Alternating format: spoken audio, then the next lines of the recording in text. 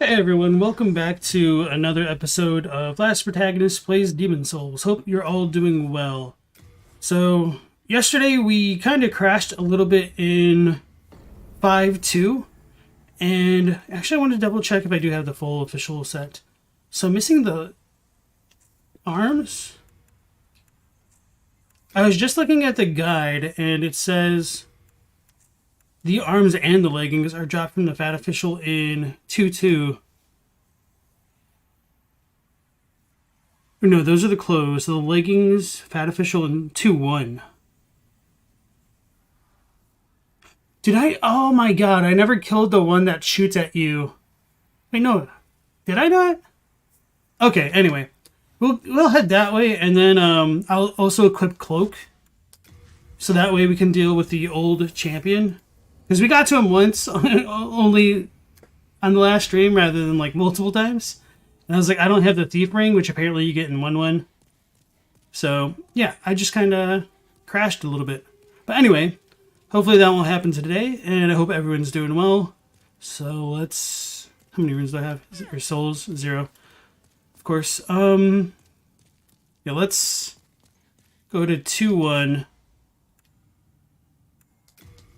Kill the Fat Official, and then maybe get Iria so I can get more spells. So, everybody welcome in. Astanex, Chubby Owl, Mercy, KD, nice to see you all. You don't fear the old lore half as much as you fear missing stream? I feel the same way. Like, if I miss stream, just what would I do?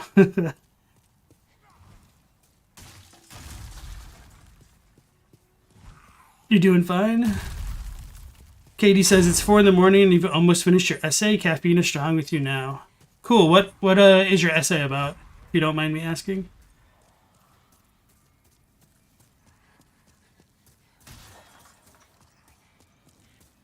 Katie doesn't like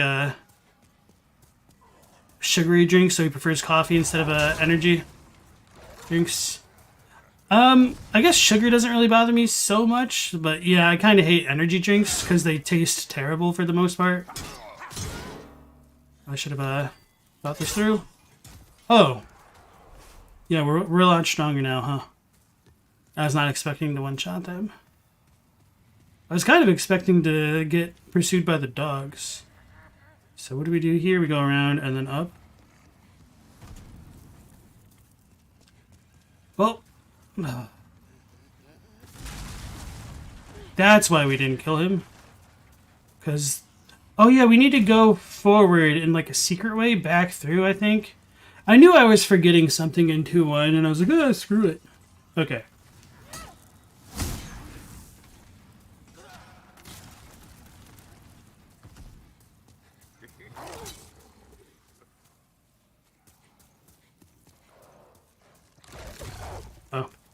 Should have gone to the other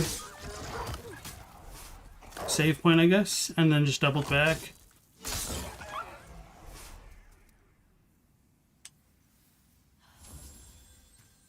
Mountain Dew pomegranate tastes pretty good. I've never had Mountain Dew pomegranate. I'm kind of curious.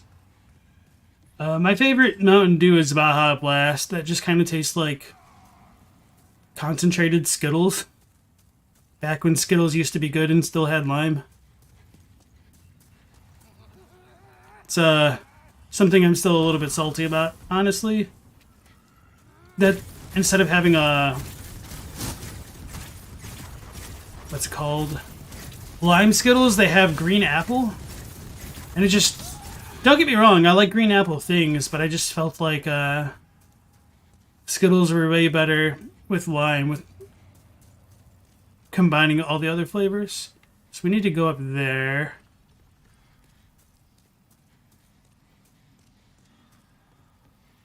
I feel silly for not going back for that fat official. We could have done Ben Had Uria.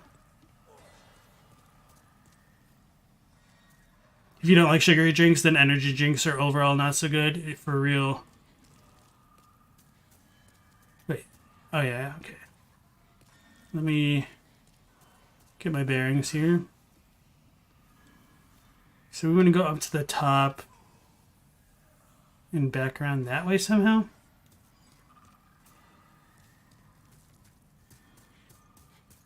And we can one-shot these things now, so that'll make things easier. So you found the pomegranate Mountain Dew this year. Sounds interesting. I don't know if I'd particularly enjoy it, but I'm curious. KD's writing an analysis of a book you've read. It and 3 other essays you have to do are the only thing that keeps you from having an F in Swedish.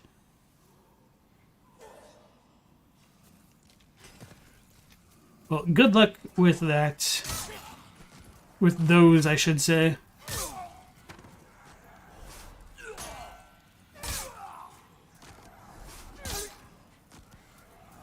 Book reports can be, like, either the easiest thing in the world or, like, one of the most annoying, depending on your teacher. Like, in general, like, reading a book and giving your thoughts on it isn't that hard, but sometimes teachers have, like, weird requirements. Should I have just sprinted? That's annoying. Or should I have rolled?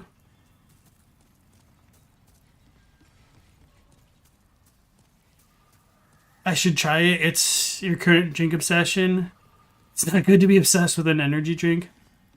Yeah, I've just been fortunate enough to not really enjoy any energy drinks. I think like the closest thing that you could call to an energy drink that I kind of enjoyed was Jolt Cola. But I mean, it's not something that I was crazy about by any means. But I mean, with as much sugar as most soft drinks have, it's pretty bad. It looks like I should have rolled over there. Or maybe... no, I don't think I'd be able to go over the cliffs.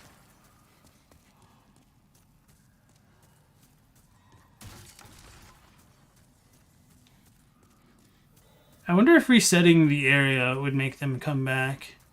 I mean, like the soft reset.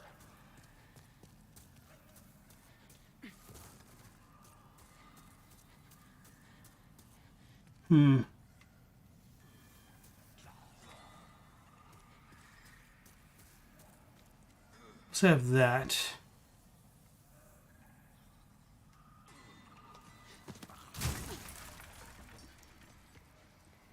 So it blocked me off this way. Okay, it blocked me off that way.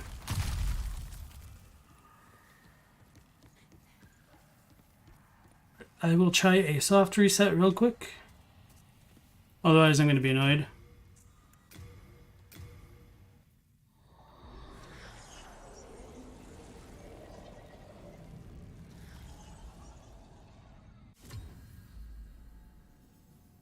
Katie says the due date on those are Wednesday. You want to do the thing that's spelled like the in German? It's all right, man. You'll be able to get it done. Wait. Why did it spawn me on them? Well, the good news is I know that resets it.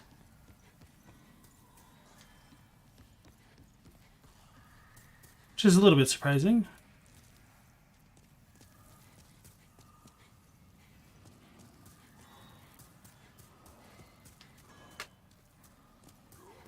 So, Katie, are you from Sweden? Is that why you like have to take Swedish or something like that? I'm woefully ignorant as to what's required curriculum for people in other countries.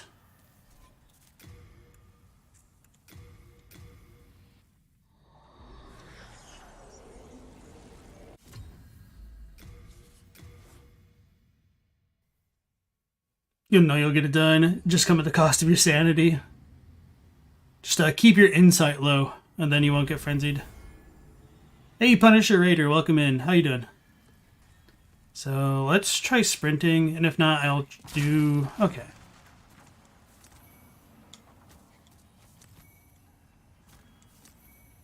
Great club.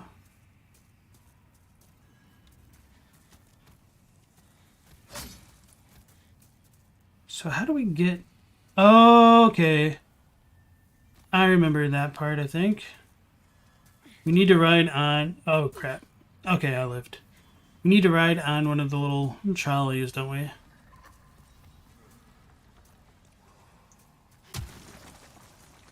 Happy birthday.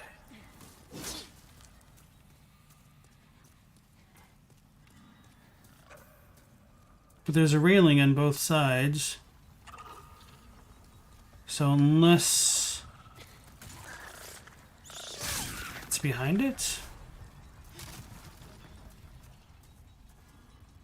Feel like I'm pulling a Siegmeyer here. You've watched a lot of Demon Souls gameplay, but you've never played it before? Yeah, Last Minister is key indeed. Yeah, so Demon Souls is pretty cool. Have you played any of the other games, Punisher? Like, it's a bit of a different pace than the other games. It's kind of, in some ways, it's closer to, like, Dark Souls 2 in terms of, like, the speed of its movement. I forgot about this. I thought there was something to do with the salamander spot. Like, you need to knock the barrel down or something like that. But let's heal before dealing with them. No, I didn't get the one minister's gear yet. So let's do Soul Ray. Wait, I had cloak on for the... Oh god, I could have just cloaked myself for the old champion fight.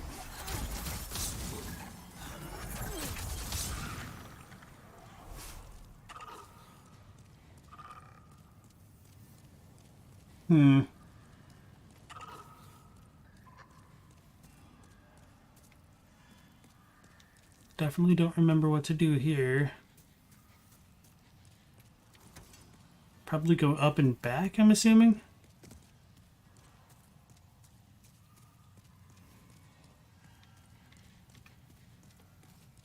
You've played all of them except for Demon Souls?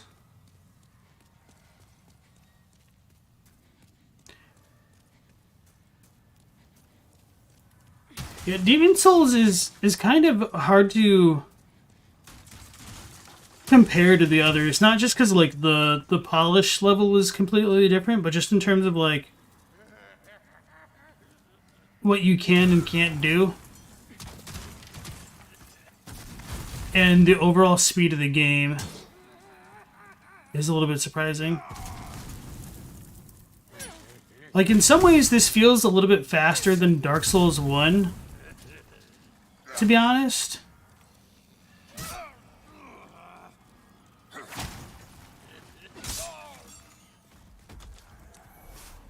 But in other ways, it kind of doesn't, and I don't really know how to describe That weird dichotomy.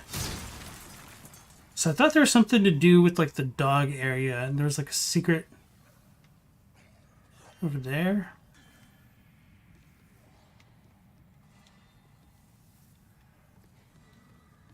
So I might need to go back.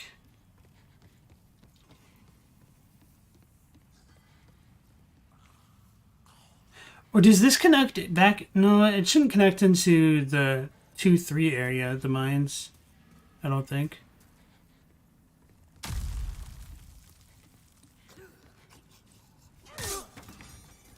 What armor do I have now? In general, or just for the officials? Because I'm just missing the gloves. And I realized that the one that we need to kill is the one on the bridge earlier. But I think we need to, like, use a kind of secret path to get there. But I just don't remember how to do it. How to, like, double back that way. Because I've already killed the minister. And hopefully, like, soft resetting the game didn't, like, screw up his drop or anything.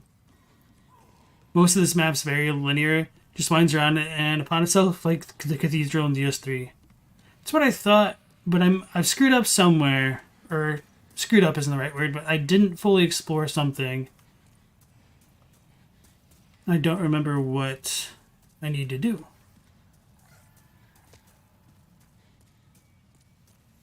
So maybe I need to, like, drop down from there somewhere.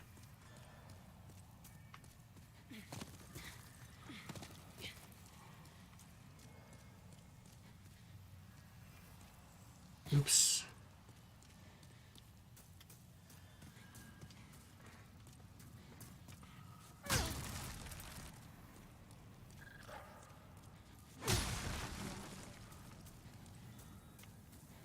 There wasn't a switch or anything over here. Did I, like, shoot that before? Is that what I need to do? It doesn't seem right, but... Wait. Oh, no, just bloodstains. Okay. Which one am I looking for? The gloves. So I'm pretty sure I need to, like, get into these trolleys over here and go through that wall. I just don't remember how to do it.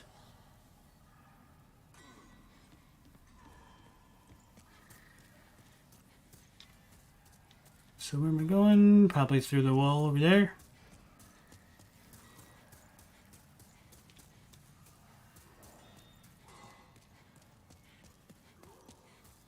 Unless I literally just needed to, like, sprint across where the official was. But I thought I fell through while sprinting last time, so I don't think it works.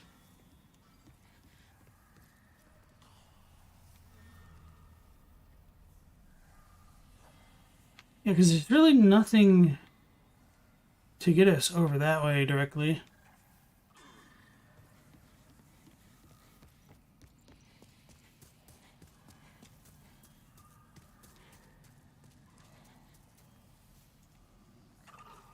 So it's probably something to do with that spot over there.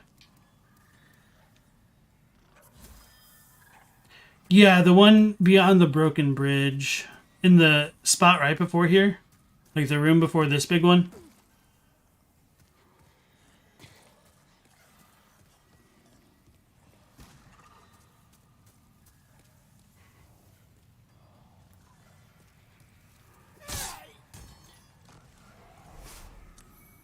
Sharpstone shard. In a pickle, huh? Yeah, this is the remake.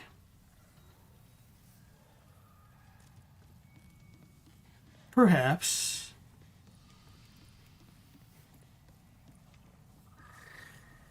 Beware of rat's head.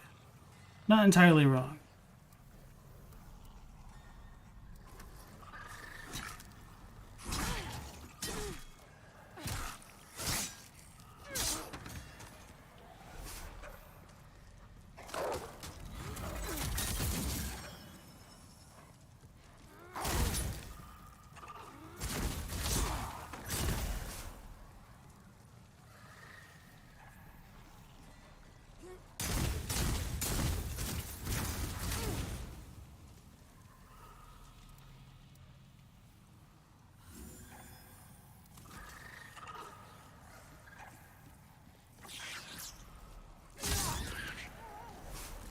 I hit both of them. Okay. Wait, what? Oh, that's a dog. You just like instant transmission through that.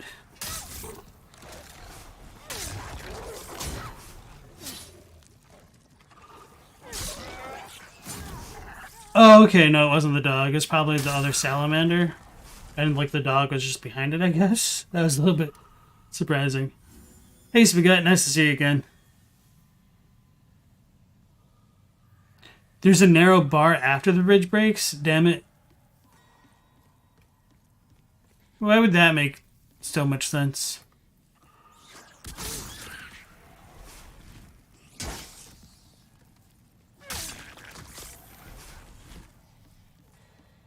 So then, is there actually a room beneath this?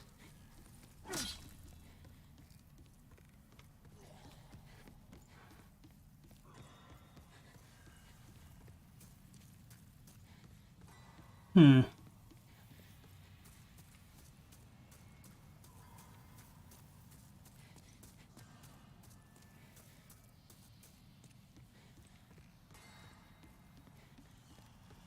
Yeah, because I can't bail out of here or anything else. That wouldn't get me close enough down there.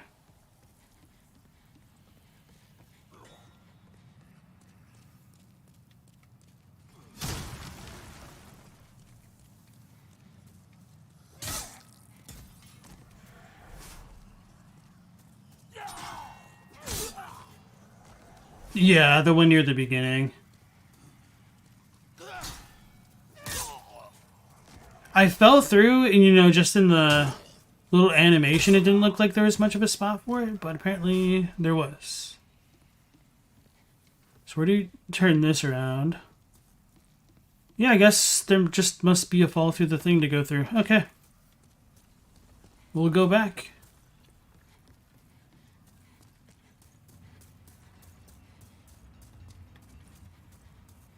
He's still dead. Oh, okay, the actual railings are still there. I'm so smart. Thanks for letting me know, though. I would have been fine if I wasn't just, like, taking up the entire world. Okay. I was afraid of this. Hopefully we didn't, like, brick our game, essentially, by reloading. Because I don't think that stuff will go straight to storage. Hey, Timmy Johnson. Nice to see you again. DS2 is your favorite Souls game? You bought it without any prior knowledge of FromSoft, and it blew your mind? DS2 is awesome. Clunky, but awesome.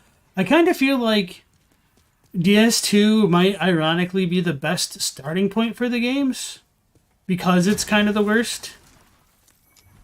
And, not really because it's the worst, but there's like some aspects of like Dark Souls 1 and Demon Souls that just don't quite align with DS2's gameplay. And I'm mainly talking about like the healing and stuff.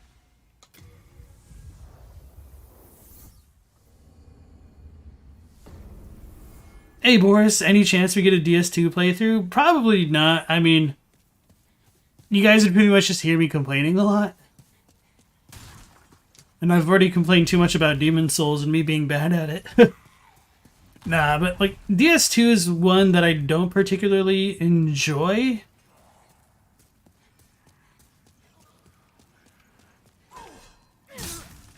Like the only reason I ever got through it first on my own is because I really wanted to talk about the lore of the games and I needed footage. And it took me like 3 attempts to actually beat the game. Not because, like, I got discouraged or upset or anything, but just because I was, like, didn't feel the need or, like, the desire to turn the game back on. God, the dogs are so awful. I shouldn't have hit him.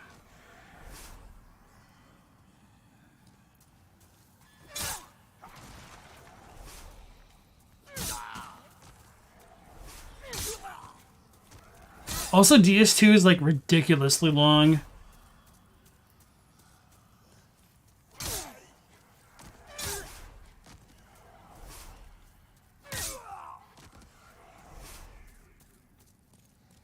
You're making a $10,000 donation as you speak. Honestly, if you gave me that much, I would probably sell out. And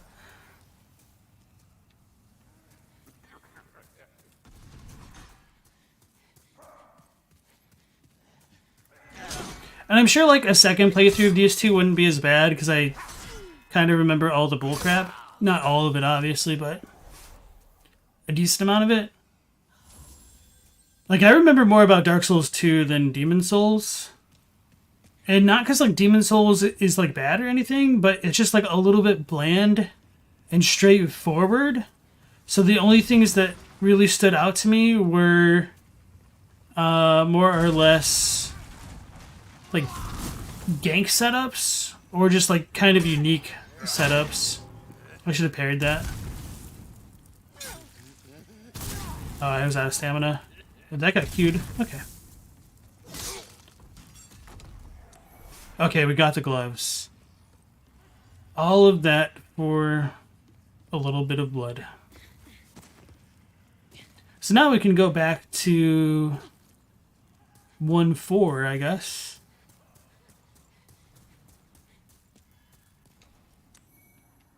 Oh no, I guess that's still technically 1-3. But it'd be smarter to go back from 1-4. Okay, okay. Hey, Mind's Patch. Yeah, so we could have done Ben Hacked It, but I just forgot to go kill that official, I guess.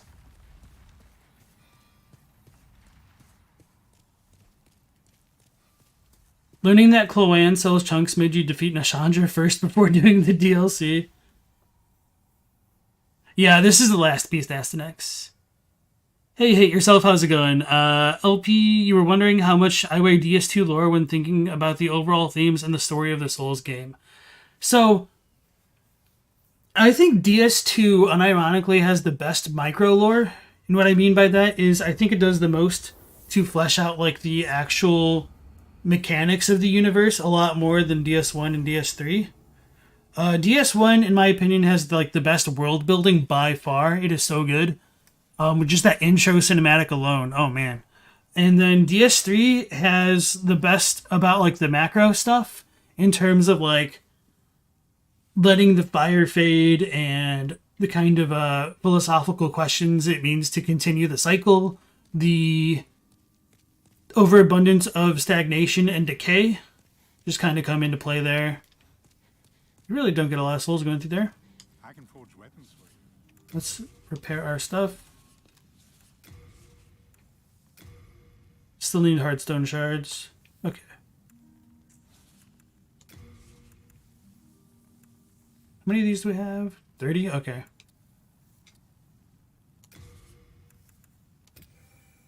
And he doesn't have anything higher. I guess we'll just leave that there then. I guess I don't have to spend everything. Do come back alive. Let's talk to Thomas, put some things away.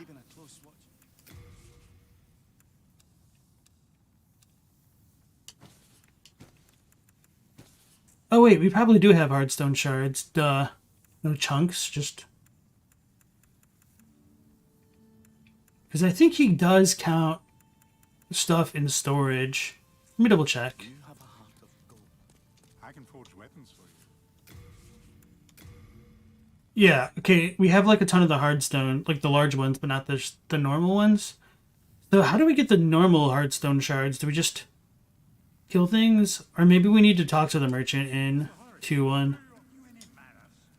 Hello again. I'm keeping a close watch. You'll make me play DS2 SL1 no hit on a Guitar Hero controller just to keep the streams forever? The good news is I do have Guitar Hero controller. If you're into some of those crazy challenge runs, check out Luality's channel. She does like dance pad or like motion control stuff. She's gone through, I think, all of the games now. I've seen thumbnails of her doing like Elden Ring with like, literal motion controls. It's kind of crazy.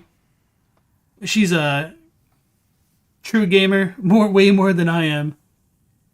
Punisher says, DS1 was your first Souls game ever. You picked it up one day and tried it and you couldn't beat the first boss, so you never played it again, but years later you played it again and you love the series now, lol. Yeah, so my first time going through Dark Souls 1, I got up to Anor Londo, then I really crashed on the 2 snipers, which everybody knows about. And then after I got through them, I got to Ornstein and Smo.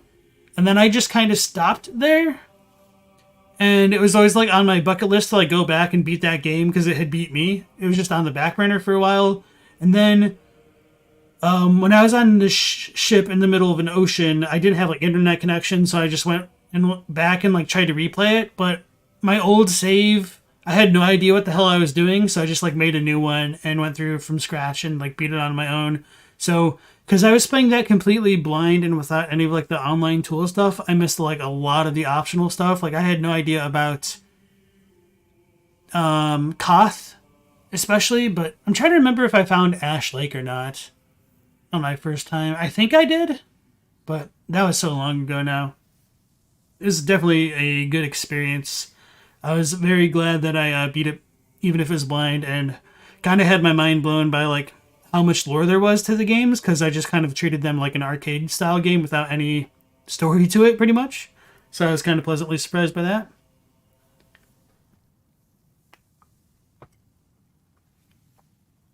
Hey, thanks, Mindspatch.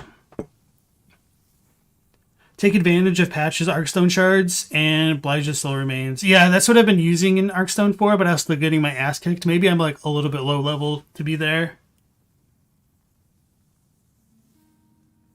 Hoplites in the Bulletarian Palace 1-2. Okay. Thank you. You always tried cheese in Dark Souls games? Poison arrows fix everything? Yeah. You are not wrong there. Oh yeah, we got a ton of these from the dude down there.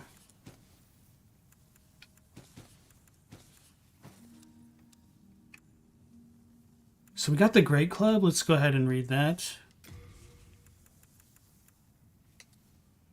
A large wooden club that is fortified with iron spikes. Among the larger weapons which knock enemies back, this one is made of wood, making it relatively lightweight and easy to handle.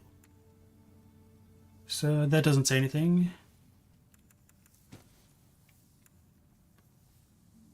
We read that. Should I keep this? We'll figure it out. Because if I ever need to do magic damage, I could just either use like spells directly or whatever. So I can't use this or this. Holy crap, man. Bows are crazy. So we picked this one up in 4-2. A longbow made of gnarled wood. With its 2 intertwined strings, this legendary weapon is said to be impossible for a human to handle. Extremely long range. Okay, so we should be good there. We don't have like super heavy stuff on.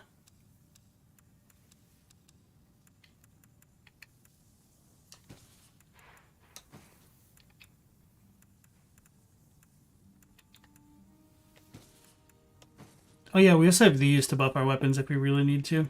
Okay, so now we should be good. So where were we going? To save area.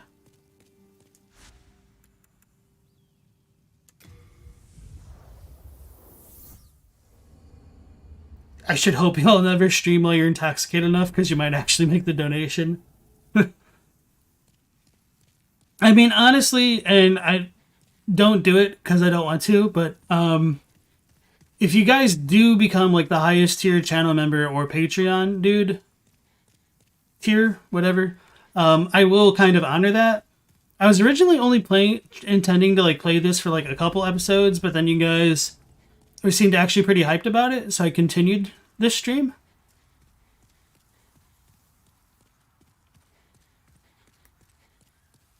So yeah, if you guys are crazy enough to actually become that tier member, I would stream a little bit of Dark Souls 2. My least favorite game of the series.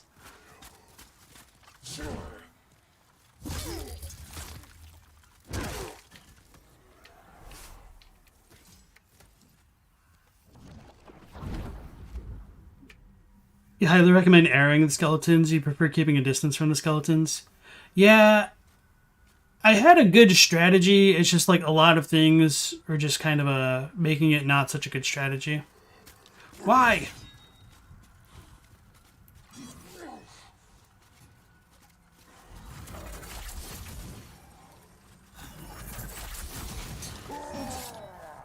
Oh, that does a lot of damage. Holy crap. At least when they're not shielding.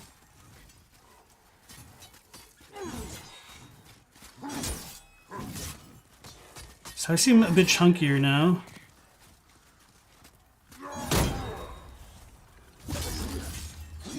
Yeah, this area does not seem nearly as scary anymore. Don't make me sound really stupid for saying that now.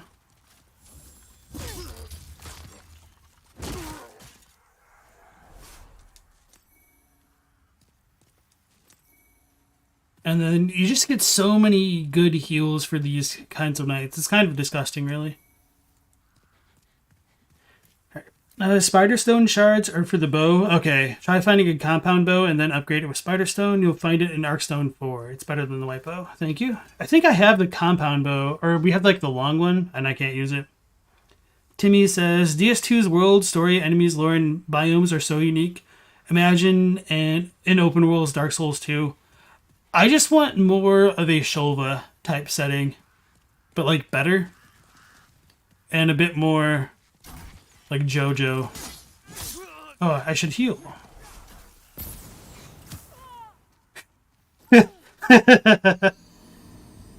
Alright. Like I said, I should heal, but okay. You like to imagine Gilligan is a tribute to the filthy man, but has Gascoigne's voice? Katie says, Red hot take, but Demon Souls lore is your second favorite out of all of From games after Elden Ring. Would you care to elaborate why? Like, I think there's a lot of cool stuff in Demon Souls. It's just doesn't have as much meat on its bones.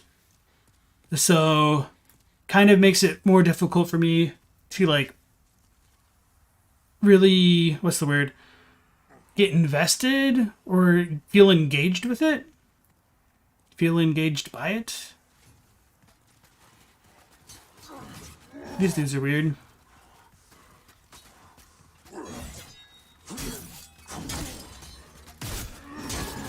Quit cheating. Oh my god.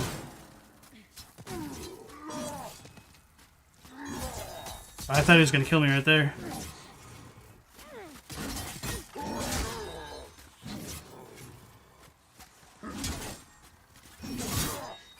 Oh god. Okay. Well, I only lost like 1,200 souls or whatever it was, 1,800. Going back to 1-3 after defeating the Dragon God felt like a smart investment. The enemies before Penetrator dropped such good health drops. I think that's kind of what I did, except I don't think I beat the Dragon God my first time through because I did not understand what the hell to do on that fight. I had to like look it up.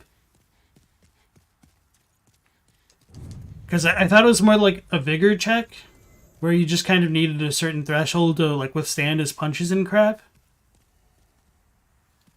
And maybe the original was a bit better about it, but yeah. I did not understand like the whole eye mechanic thing.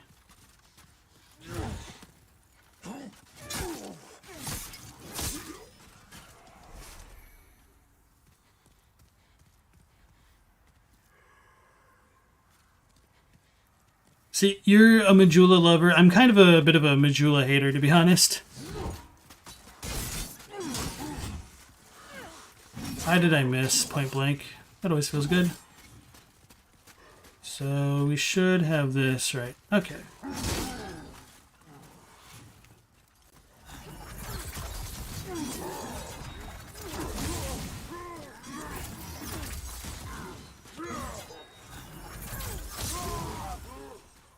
That felt amazing. Okay. I didn't have my shield out because I just casted.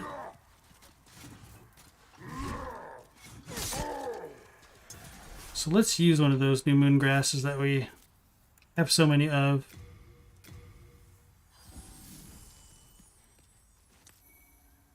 Or full moon I should have used? Okay. Whoops. You were so confused why you couldn't enter the area after Tower Knight, and you guessed the gatekeeping was Miyazaki's way of saying go to the other worlds before venturing further. Yeah, now that you mention it, it is a little bit strange that they did it that way. Because usually not their style. They usually let people struggle. Because, I mean, 5-2 is, like, way worse than this. Even, like, 5-1 is way worse than this, I feel. Actually, 5-1 isn't that bad.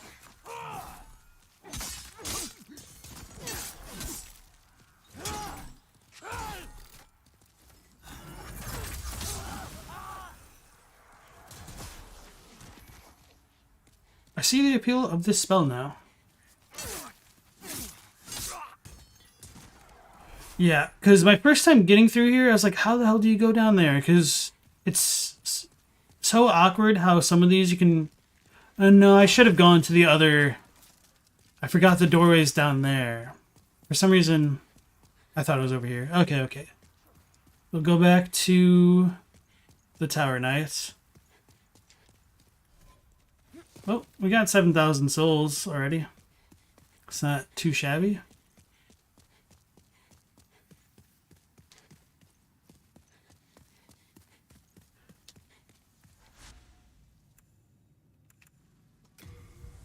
Alright. You're a Shrine of Amana casual. I actually cleared it like my first try through, except I missed like the third bonfire. So I was really struggling to get through, and I was like, holy crap, no wonder why so many people hate Shrine of Amana. I've had to use so many like magic items to restore my stuff. Because I had missed a very conveniently placed bonfire somehow.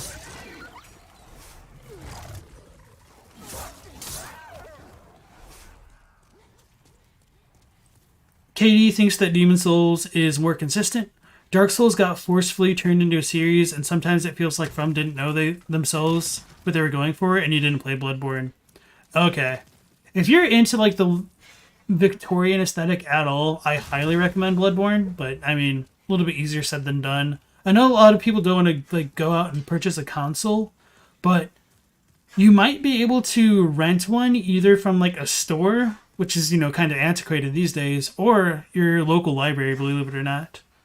And Voice of the Old Ones, welcome back. It's going well, how about you? We finally got our full official attire.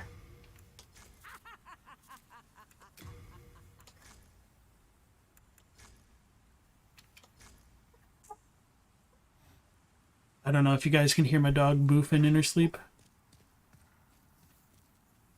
What shortcut in 5.2? Okay. The Mind's Patch.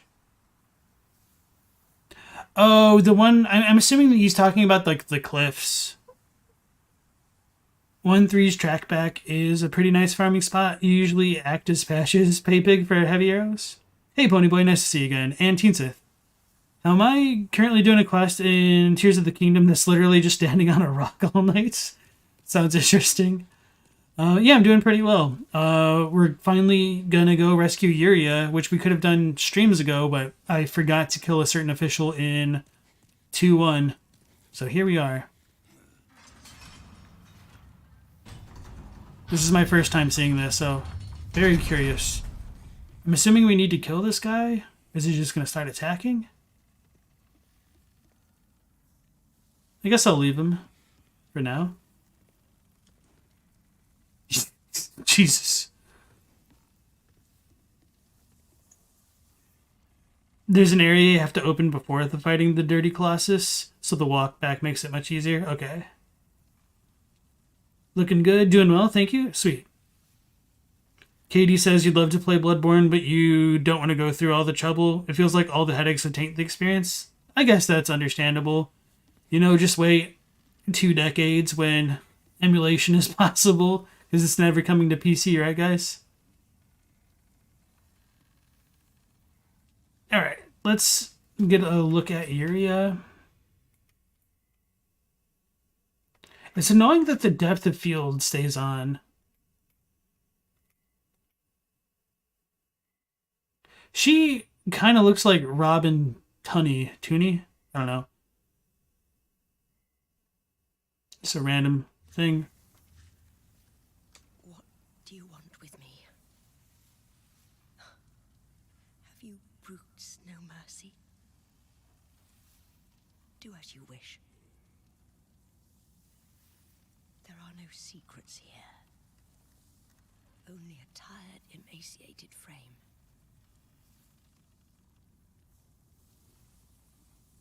Do as you wish. There are no secrets here. Only a tired, emaciated frame. Kill the official and then remove the outfit? What if I remove the outfit first? Tell me what to do. Oh.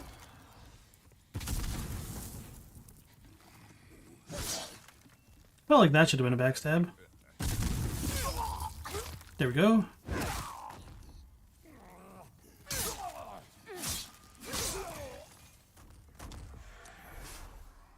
New moon grass. Hey, we made it back up.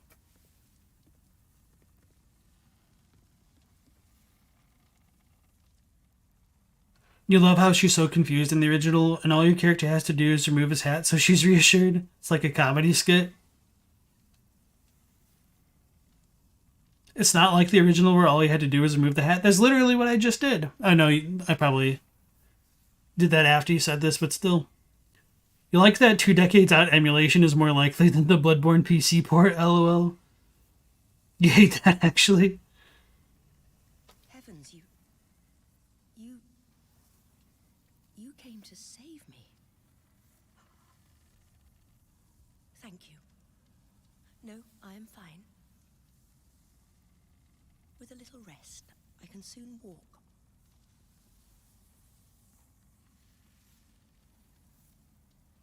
You go on ahead. I do not wish to be a dead weight.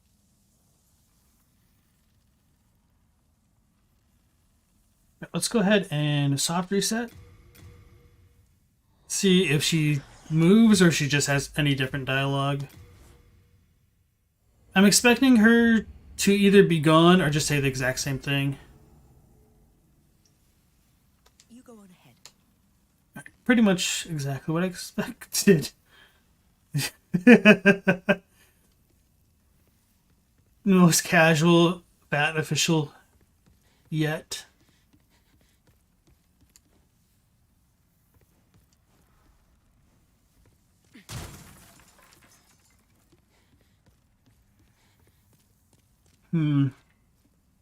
Time to show my quality, I guess.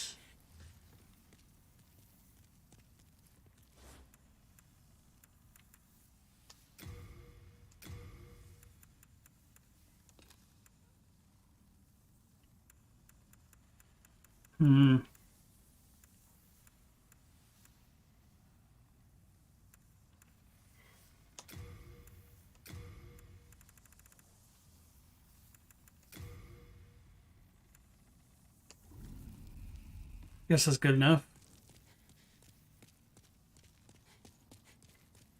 The little notebooks are a lot more limited than in some of the other titles, but it's all good. Let's put the spy set back on. Do these do anything? Okay.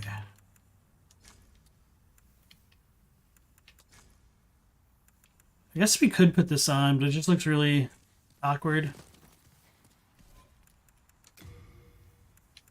I think I had the ragged boots on, yeah. Kind of feels a little bit more Robin Hood Men tights this way, but just for the stats. Okay. It doesn't count the 4th Arkstone. Kind of embarrassing since you've counted it from 1 to 6 for a while. Wait, what doesn't count it? Oh, you haven't played the remake, so you assumed you'd have to remove the full outfit? Yeah. You have to stay on a rock all day for this quest. The confidence on display from the Tears of the Kingdom devs. I mean, if they build it, they will come, right? You put a message in a difficult to reach branch in Elfile going secret path here a while ago. Is there like no path there, or are you just trolling? Or like what secret path are you talking about? So we did that. Let's go see her in the Nexus and see what kind of cool spells we can get. Alright, Mindspatch, thank you for joining in, and thanks for watching the previous episodes after the fact. Appreciate it. Take care. Now, where would she be? I'm assuming by Frake, because that's like the magic corner.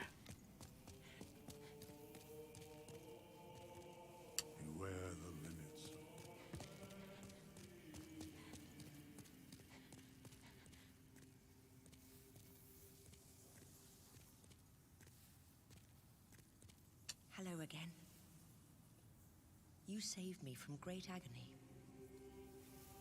I am sorry, for I cannot offer proper thanks. But should you have demon souls, I can teach you magic. Only my witchcraft is of a dark nature, and arouses suspicions. Why not try the magic of the great sage Frake?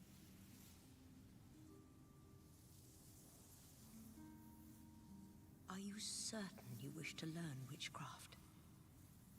It would honor me to assist one such as you, but are you sure?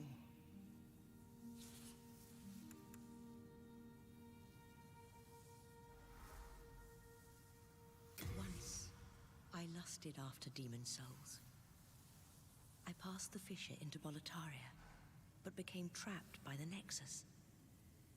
Then, the king's executioner, Meralda, chained me up inside that tower. My thirst for demon souls is no more. On the contrary, I find such power dangerous. Do you know Yurt, the Silent Chief? He dons pitch-black armor and a helmet with 2 sharp spikes.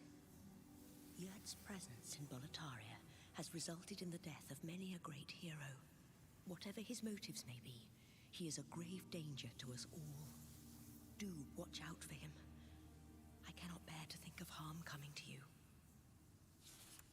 Frake wields a different type of magic from my witchcraft. Frake's magic stems from an understanding of the essence of the demon soul, while my witchcraft merely channels its energy. If the demon is cursed, so shall be the craft. Frake's power comes from human potential, while mine is a dark, dependent art.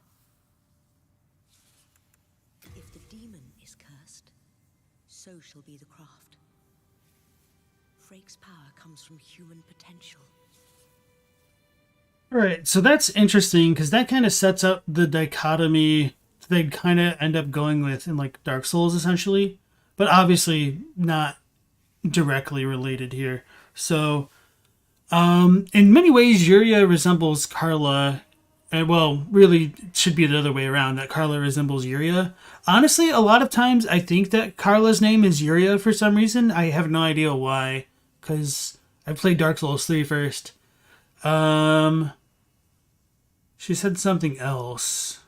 Oh yeah, so understanding of the demon soul is a human power, so that kind of implies that the power of the soul comes from men, and there's also something dark about men, which is what Yuria channels. So I need to delve into this stuff a bit more, but my initial impression would be that the way that faith works is they could just be superstitious about the power of souls, and so that could be why it could be seen as dark, even if it isn't necessarily dark, perhaps.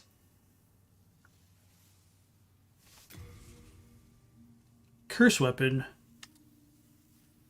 Magic derived from the soul of the penetrator demon. Use catalyst, blah blah blah, to greatly strengthen but also curse the weapon equipped in the rites. Symbolizes the mighty sword wielded by the penetrator that has slain countless warriors who bravely faced the demon. What does curse really do, though? It just... okay, looks red. Ignites. Magic derived from the soul of the armored spider demon. Creates a large flame at the caster's fingertips. An extremely primitive virus spell. Wonder how good that is, actually. I don't mind that I used it for the other fire spell, I guess. Firestorm. Derived from the dragon god demon, creates a storm of fire with the caster at its center. Channels the raw power of the great dragon god, deliverer of chaos, whose devastating flames will never be tamed. So this is a very familiar spell that has appeared even in like Dark Souls 1. And actually I don't remember if Elden Ring has this equivalent. I know you kind of like have this effect go on in the fire giant fight, but I don't remember if we can cast this now that I think about it. But I assume there would be, but I honestly just don't remember. Like, I remember the Great Fireball from, like, that you get from Adon. Anyway. May as well try this out.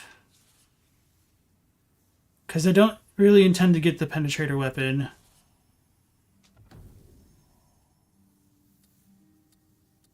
And these don't scale off of anything, do they? It's so weird. If the demon is cursed, so shall be the craft. Freyk's power comes from human potential. Oh, it drains your HP because it's cursed? Okay, that makes sense. Thanks, Katie.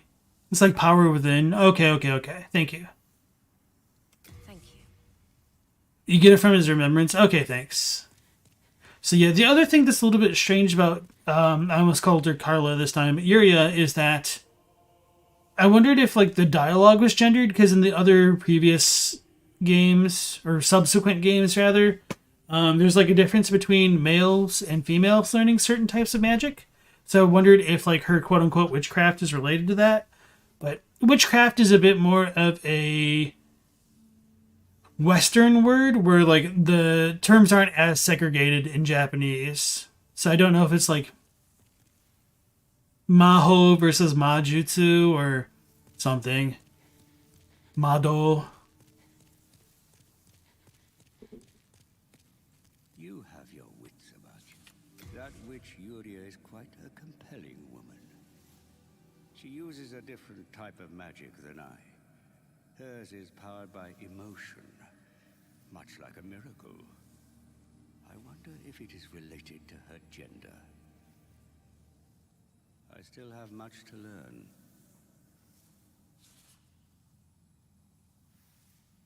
You'd almost think that I'd, like, already played this game and heard that dialogue after what I just said.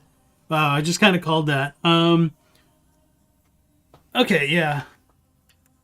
So hers is related to emotion and miracles. Okay, emotion and miracles, that makes sense.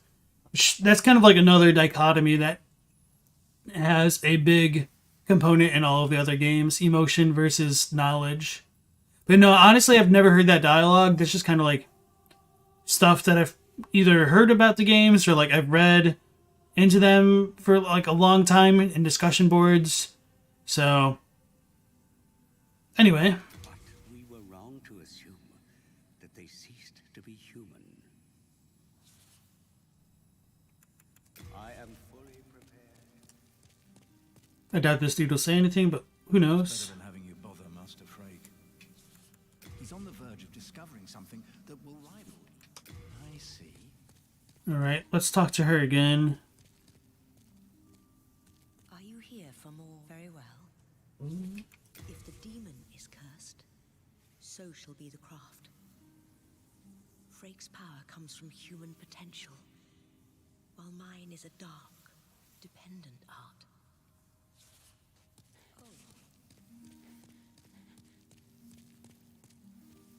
When NPCs refer to God in this game, are they talking about the old one or something like an outer god? So that's an interesting question because the Beast Talisman hints that the quote-unquote face of God is essentially the old one. And for what it's worth, like, the old one is just called, like, the Beast in Japanese. Maybe he's called the Old Beast, or Ancient Beast, Elden Beast. Not really, but just saying. I should look that up. I keep saying that I should do that, and I still haven't. So, yeah, anyway. So while the old one is a thing, that doesn't necessarily mean that there isn't a power beyond the old one. But if there is that power, it just seems kind of disinterested, and it's kind of hard to parse, I guess. So, we got Yuria, we got the fire spell. Let's attune our magic. Can we see how much it needs to level up? Oh, wow. We almost have enough to level up. So, let's use a couple runes.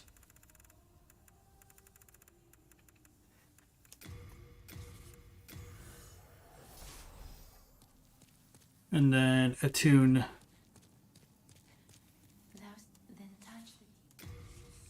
So I should probably go with Vitality. I'm tempted to do something else, but let's be real, I've been getting like one shot. And not really one shot, two shot, but still. Now, trying to decide where we should go. We could go back to Tower Latria with doing 3-2, which we haven't done, or we could go back to the Storm Shrine. May as well just leave that for now. I also forgot to get the ring from 1-1. Oh yeah, let's go kill the drakes as well. Let's come back over here. This will be the phalanx. It's about the same spot, really. Yeah, let's just do this one. You feel like him comparing her witchcraft to miracles might be because she came to realize that soul arts are evil and it's his bias. Yeah, Asnex says, the church follows the old one unknowingly, but the intro crawl says there is a real god. Yeah. But we don't know if that's just like what people believe about the world or something else.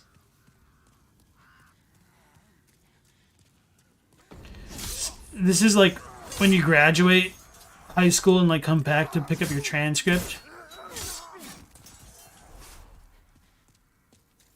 You can just like walk in wearing sunglasses and crap. Did I never? I guess I didn't. I thought, No, I didn't go the one way. Okay. Does Frake still have his dialogue about the monk's power over the Dark Souls? I don't think so. Or he might. I'm just saying I don't know. That's what I should be saying.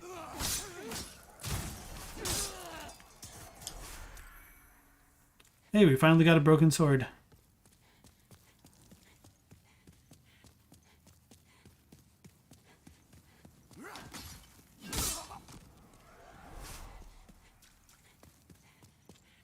And I wonder if we could go see Doran now. I don't know what's required to go see him.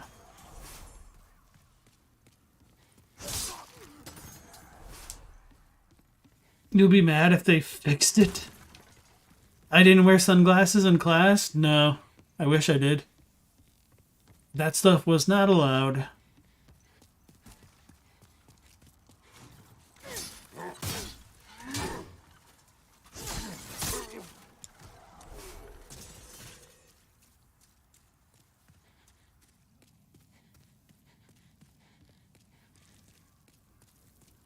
Yeah, okay, I should have gone down there to help Ostrava.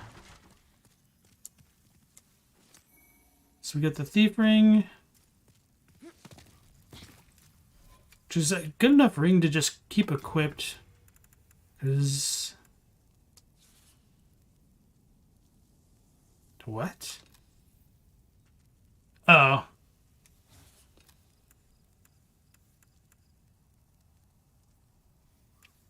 So it's not equip burden. Okay. I guess I'll need to go back to the Nexus and switch that out.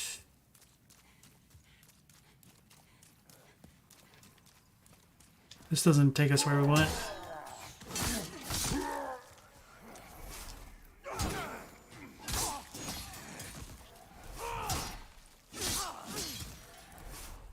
Saint Urbane or the other guy tells us that miracles only became a thing after Elan. Okay, no.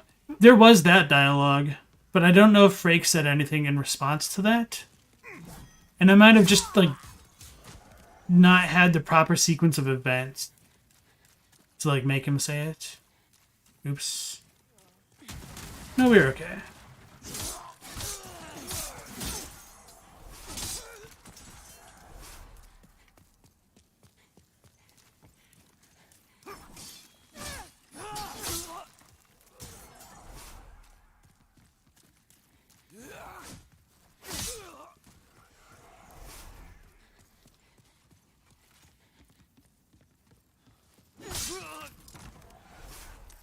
I think you need to kill one of these dragons or both of them before it like flies up into 4 or 1-4 rather. Because then it like won't be there and you can't do this thing that you need to do, I guess.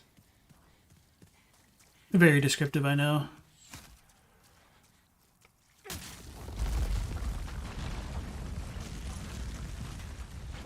I love this little trap. How did they hit me? Okay.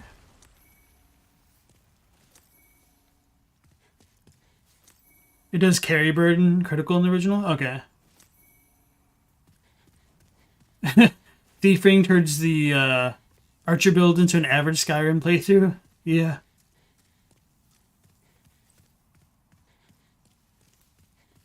They're likely soul arts in that the church calls miracle. Same thing, different user.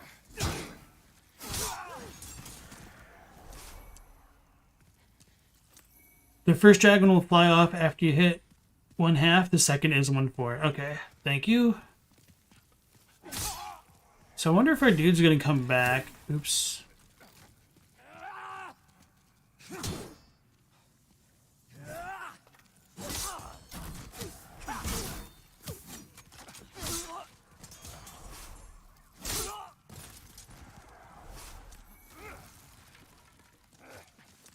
Or maybe it's only the first time that you come here. He like, ow, does the thing. Julie.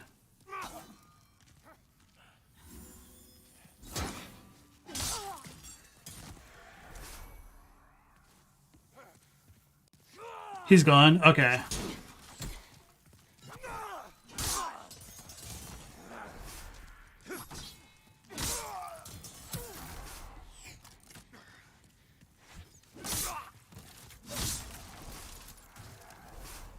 Actually, I don't remember if we cleared out what we needed to beyond this point, because I know we opened the lever thing, and then we got ganked by everything because we sprinted past everything, and the dragon didn't kill all of them.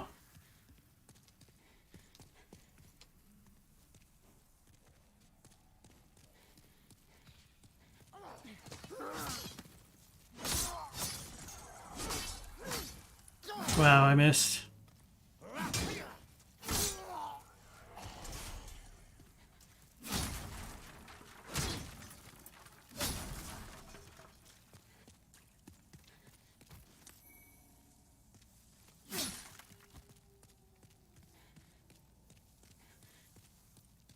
You wish they'd fix any mistransactions in the remake instead of fixing the voice acting? Mistranslations, you mean?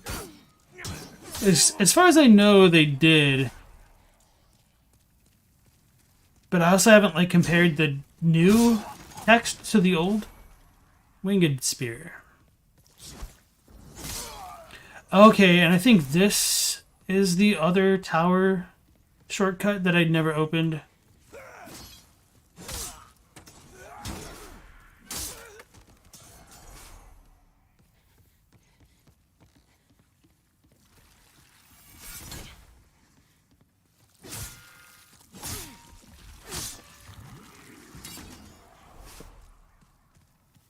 Wonder if our dude walks off.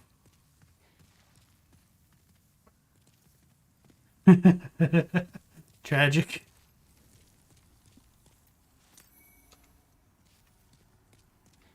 And I guess there's nothing to hit on this side. Actually, how messed up would it be if that like just killed me? Just fell.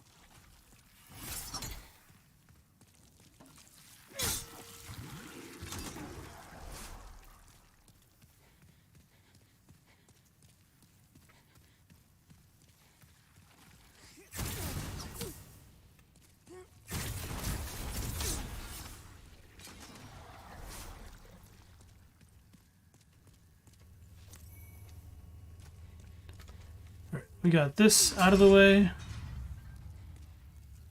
The dragons are guarding good items. Yeah, that's kind of why I wanted to go back and get rid of them. Because my first playthrough, I was stubborn and I like ran up and grabbed everything that I could.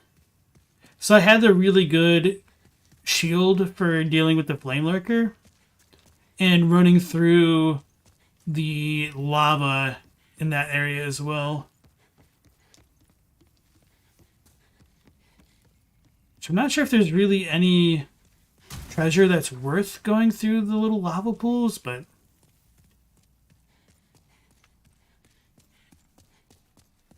I also forgot about the official, so who knows what good stuff actually awaits us. If you die to him or don't enter in 1-2, he stays. If you kill, move on, he's gone. The other dragons should be gone, and all the treasures are there untouched.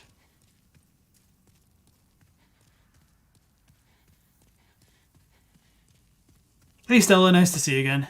How you doing?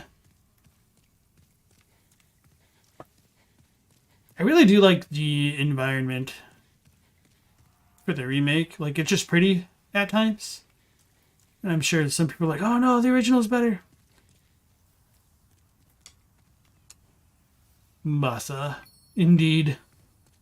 So are they both gone, or does one come back?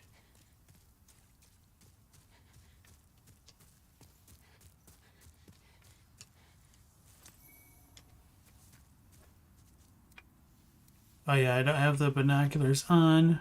Or the telescope in this one. Okay. Just a suspicious looking rock. I thought we were going to have like a Madeira situation.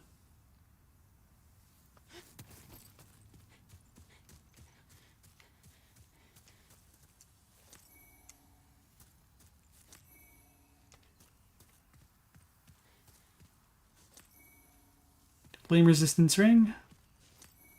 Ring of great strength. Cool. So I guess both are gone. Purple flame shield. That's the shield I was thinking of.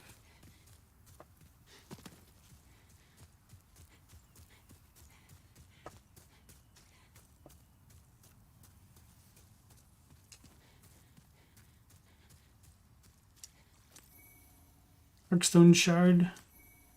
Full moon grass. Okay. So it looks like the drakes already did their thing. So let's go across the long path and pick up any little items that we didn't the first time round.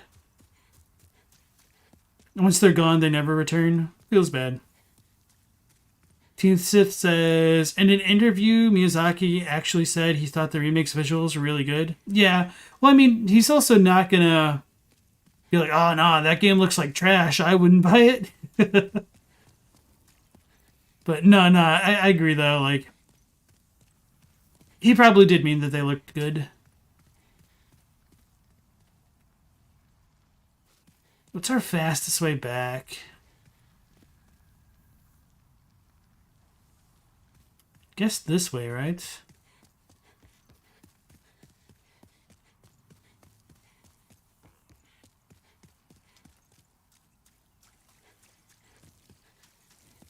Now, I guess it's really not going to be that fast, is it?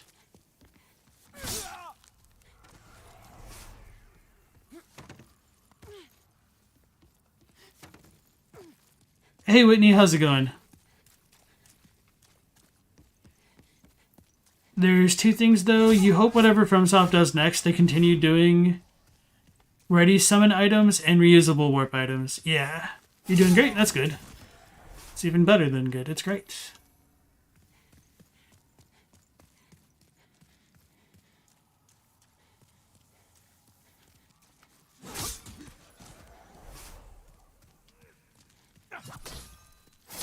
You know, I was just about to comment, I guess going backwards through the levels kind of always broke them.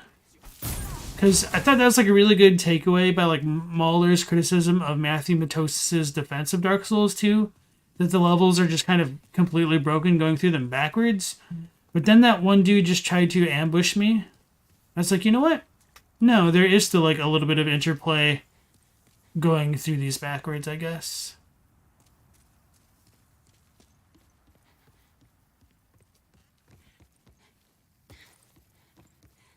Which, I mean, I guess I should go back through like all of DS2's levels backwards just to see if they are broken or not. But, I mean, certainly there are parts in Demon Souls where it's way easier backwards, like coming from the Tower Knight's Arc Stone back into 1-2. It's just way easier than going forwards. You watched the video about us being penetrated? Nice. Glad you were able to get your platinum.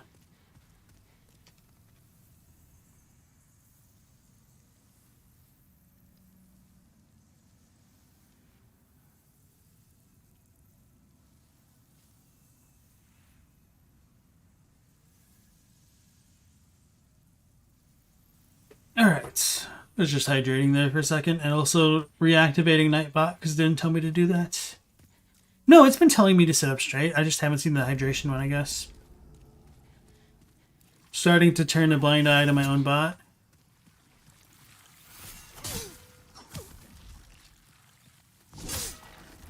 So I wouldn't be surprised if these dudes had any of the shards that we needed.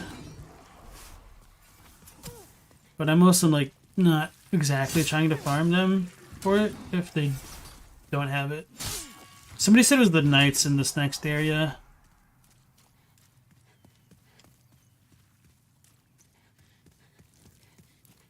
Did I beat the False King? No. So we've been going back through the other areas because I went through 1-3 kind of early. And I just went and saved Yuria. And then I remembered...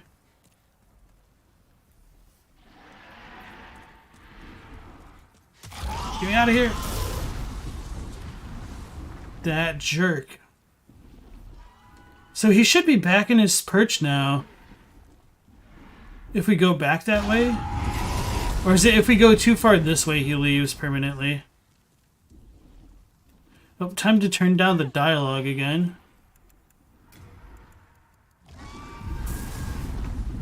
I guess that's still more sound effects.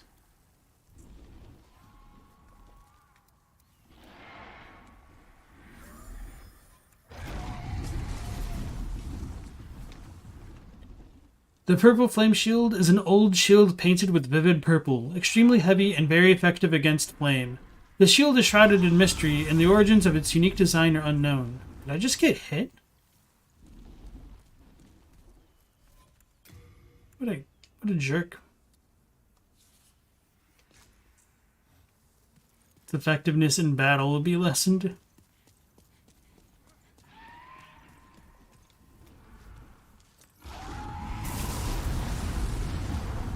We could just face tank a lot of this stuff if we need to.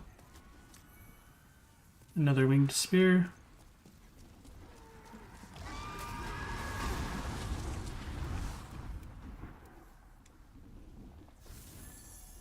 There are two dragons. You see both in 1-1. Enter 1-2. One leaves the perch forever to burn the bridge until you kill him. Okay. The other will move when you hit 1-4. Both drop major souls and are mini bosses that can be killed forever. That's what I thought. Okay. So I guess we'll kill the 1-4-1 in 1-4 since he's not back there. But also, like, one flies away if you attack it too much, I think. Like, I wasted all my arrows my first playthrough trying to do that. Wait, who just shot me? Okay, I see him now.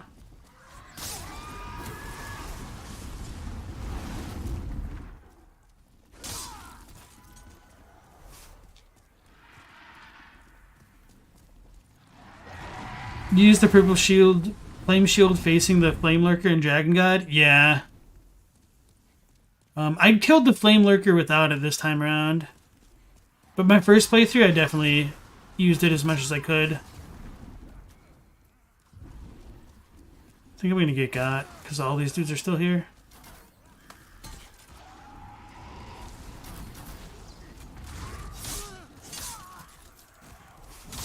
Okay.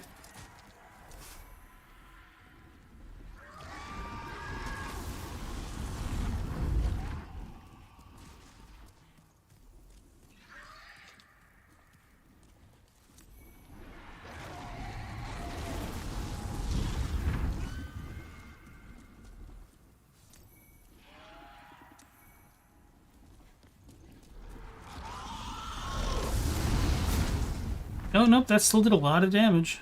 Let's be real there.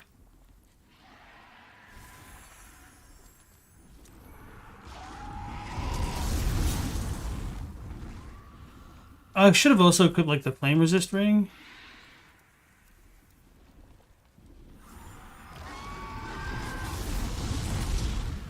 What? I can iframe the fire?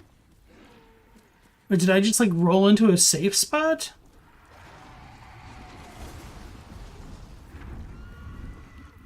Real gamers unite. Although I wonder if the shield isn't as effective because I don't have the stats.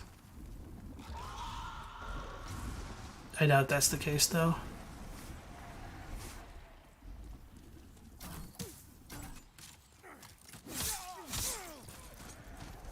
I wonder if I can shoot him with magic.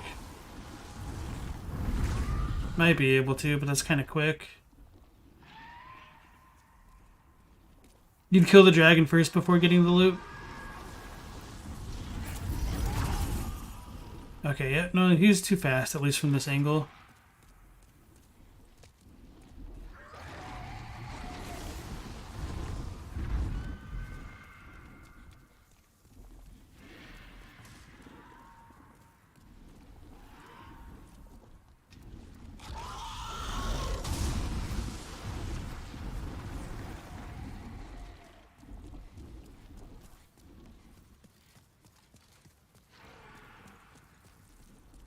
So I guess there's no items unless I already picked those up.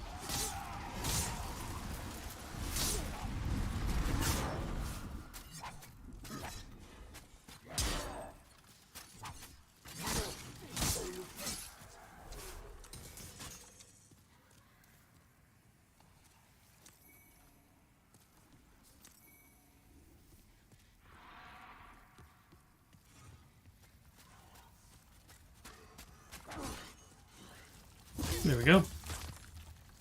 It works? Okay.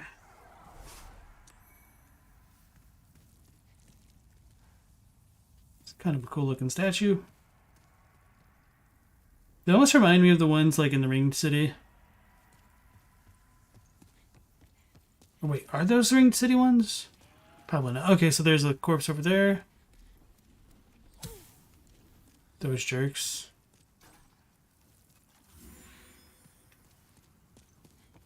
Ned Stark, a little bit.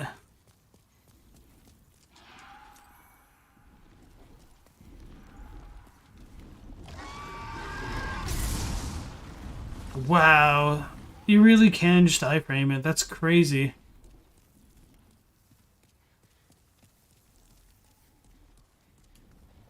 Does it only work with like light rolls, or can you use heavy rolls or anything like that? Let's try things this way.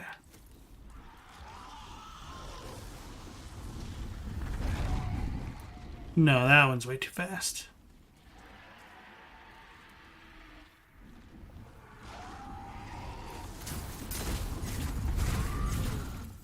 Well, we did 7 damage. That doesn't seem like the play.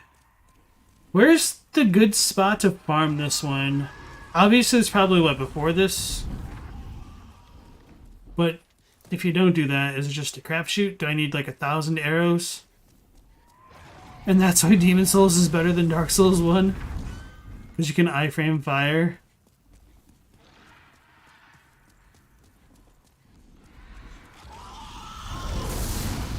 I should have been looking up, I guess.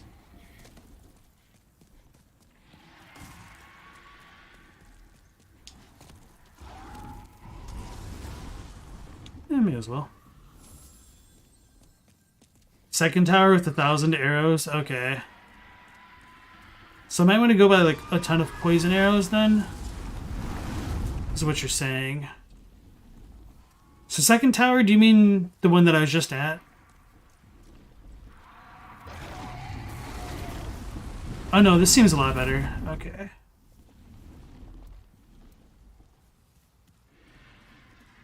This one? Okay, thank you. I missed somehow. Let me turn this down though. This is still super loud.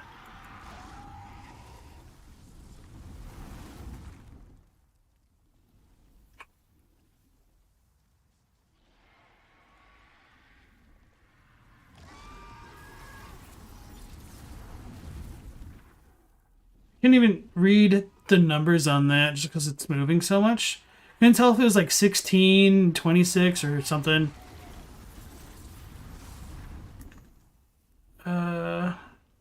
Zoinks.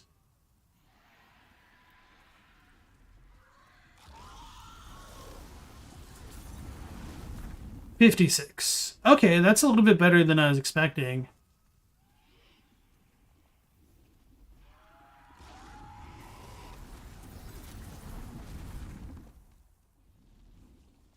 That's still going to take a long time, but we did buy a bunch of spice.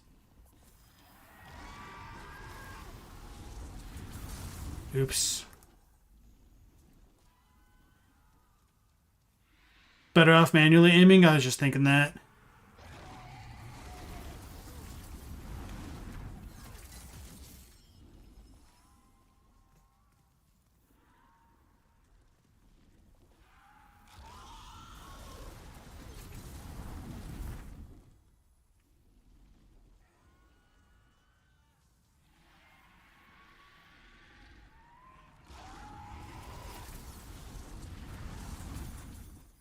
So the timing is just off. I was hoping to be able to get 2 shots off rather than just 1. Oh, duh. Let's put it on our Chris knife to slightly increase our damage.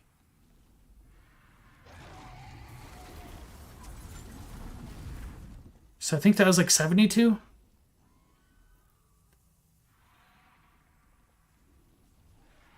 Riveting gameplay. How's the log experience going? This feels like our own log adventure.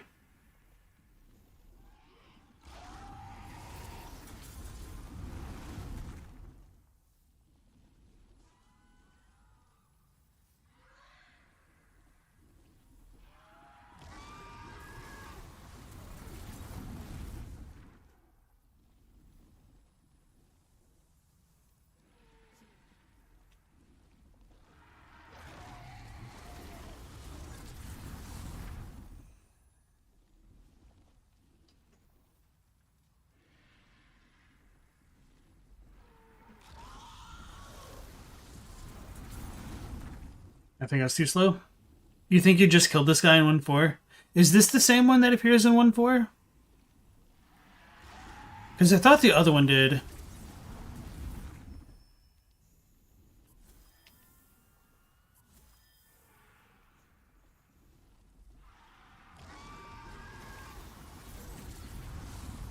So he's close to halfway?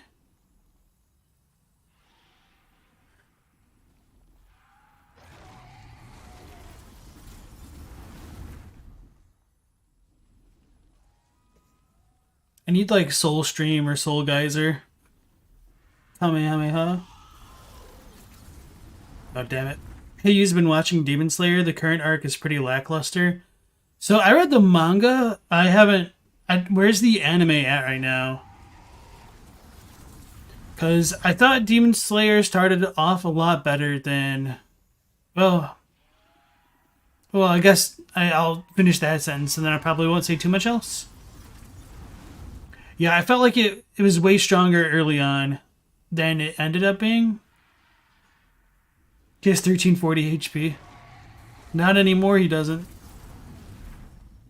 He seems at like a third.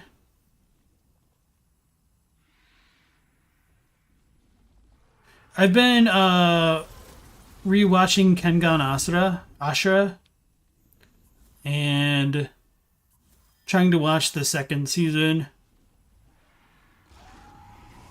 And I forgot just how poorly like the first season ended. Like it literally just stopped in the middle of a tournament and there's like no cliffhanger or anything. It didn't even feel like a full season. There's only 12 episodes. So I think one more hit will do it. No spoilers, still didn't watch? Okay. The anime is at Swordsmith Village? Okay. What? How did it take more damage? One Piece is in the final arc. Okay, I watched One Piece a long time ago. like a long time ago, and I kind of read the manga pretty regularly, but then there's probably like an extended break at some point, and then I just kind of like fell off the bandwagon. So I've just been kind of waiting for a surplus of chapters to read, which seems like we're kind of at that point. Because I mean, I obviously see like a ton of the hype for like the weekly releases at this point, so I might like get back into that eventually.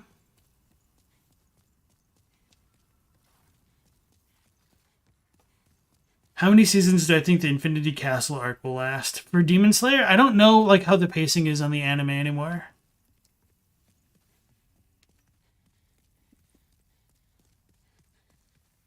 But yeah, like the Swordsmith Village part was pretty slow, and it does pick up a bit after that.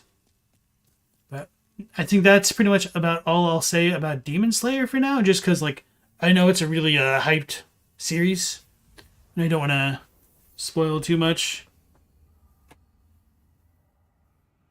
You're currently watching One Piece, and you feel like it'd be better as a manga. You're in Thriller Bark though, so you're a bit behind. Yeah, like that's just kind of the issue with the anime in general, because it has almost as many episodes as there are chapters for the manga. We were talking about this like a couple streams back, but what else could they really do? There's just so much filler, so much like time wasted per episode, just because they started the anime too soon, because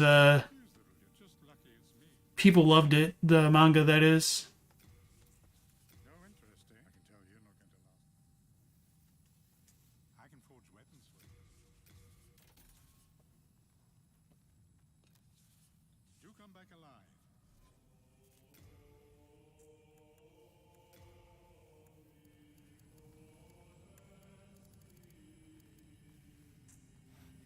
I can forge weapons for you.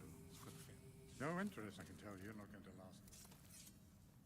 Now I remember why I didn't use the Chris Blade quite a bit. I mean, other than not being able to upgrade it so well right now, just because like the buff effect, the sound is kind of annoying. All right. Is skipped filler unless they were recommended. Your favorite arc is the Red Light District? I don't remember that one at all. Oh, for... Yeah, I guess I don't remember. You will read One Piece when you retire and be able to just read it an entire day. It'd literally take longer than a day to go through that many chapters. It's literally over 1,000. Saint Urbane can hear the voice of God through them. Oh, is that you? Do you have further offerings? Old Frake and the Candle Maiden are no exception. We must defeat the demons, annul the curse of Boletaria, and purge the magicians who manipulate. Old Frake and the... Yes, I certainly cannot. Yet, if then may she be eternally damned for her debasement. He's talking about Estrella. Oh, damn. He's talking about Estrella. So let's go see Frake to see if he has the weird dialogue about his augustness. But I kind of doubt that he'll have it now. You have your wits about you. He has power over fire. But we were wrong to assume. Maybe we need to kill the demon in yellow. Or whatever he's called. Okay. So we did that. We got the thief ring, which I wanted. Oh yeah, let's talk to Thomas, put things away, and then actually try to equip the thief ring. Oh, thank goodness. I was worried sick.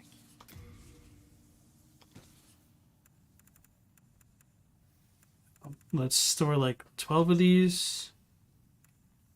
This really shouldn't be the issue, though. Still have 22 of those. We're in a good spot.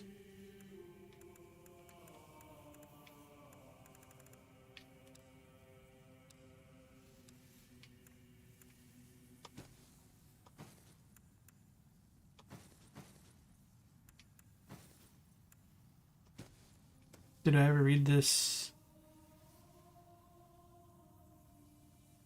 Okay, just no flavor text. Spike shield, we didn't read this. A shield with numerous spikes on the face, intended for attacking, and the spikes can pierce through the enemy, or wear a weapon that sees little use in actual combat. Okay, so nothing lore relevant. What's it require? Oh, dexterity, I guess. I think I'll keep the purple flame shield, even though I can't really use it, just because fire stuff. Not that I expect to find a bunch of fire things. Okay, so we went that one.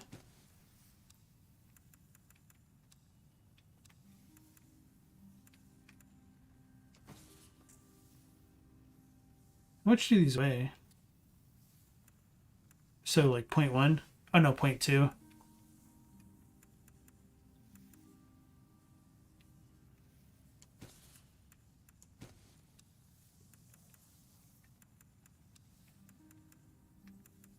Yeah, none of these are very, like, heavy, so...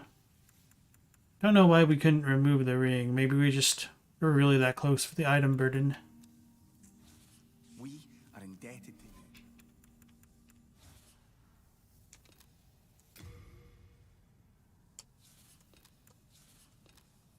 Is this, like, cursed? Can we, like, literally never take it off?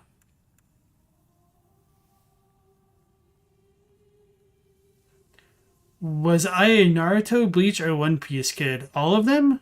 I mean, I kind of, preferred Naruto for a while, but then it just became kind of stupid.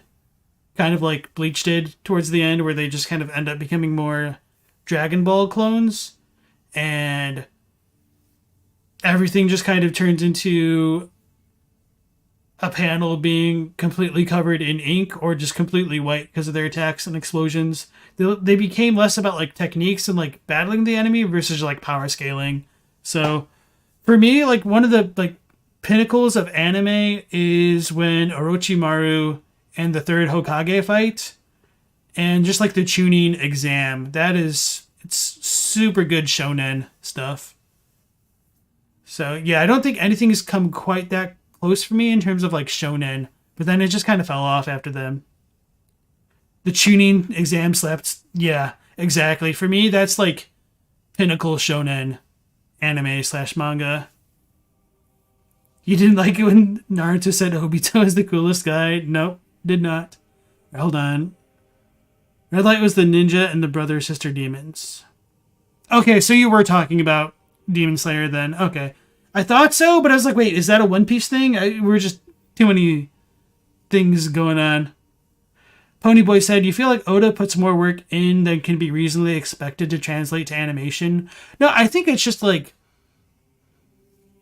the anime came out too soon and they just had to really slow down a lot of the pacing to work with what they had, and it just kind of suffers for it. But even still, I think like the One Piece anime in Japanese specifically is just very slow and easygoing, and there's nothing wrong with it. It's just like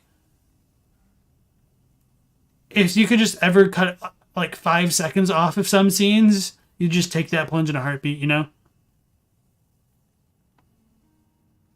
Hey, Lefty J, welcome into the stream. Yeah, cheap animation. I think part of it was a product of its time, and it's probably better now.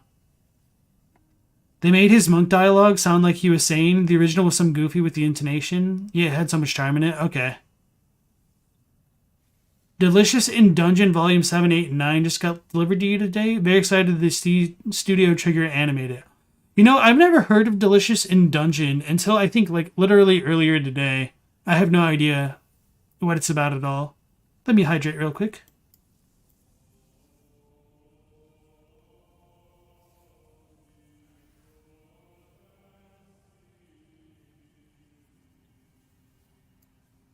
Ever checked out Hunter x Hunter? Yes, I did really like Hunter x Hunter for a while, and then it just kind of ended.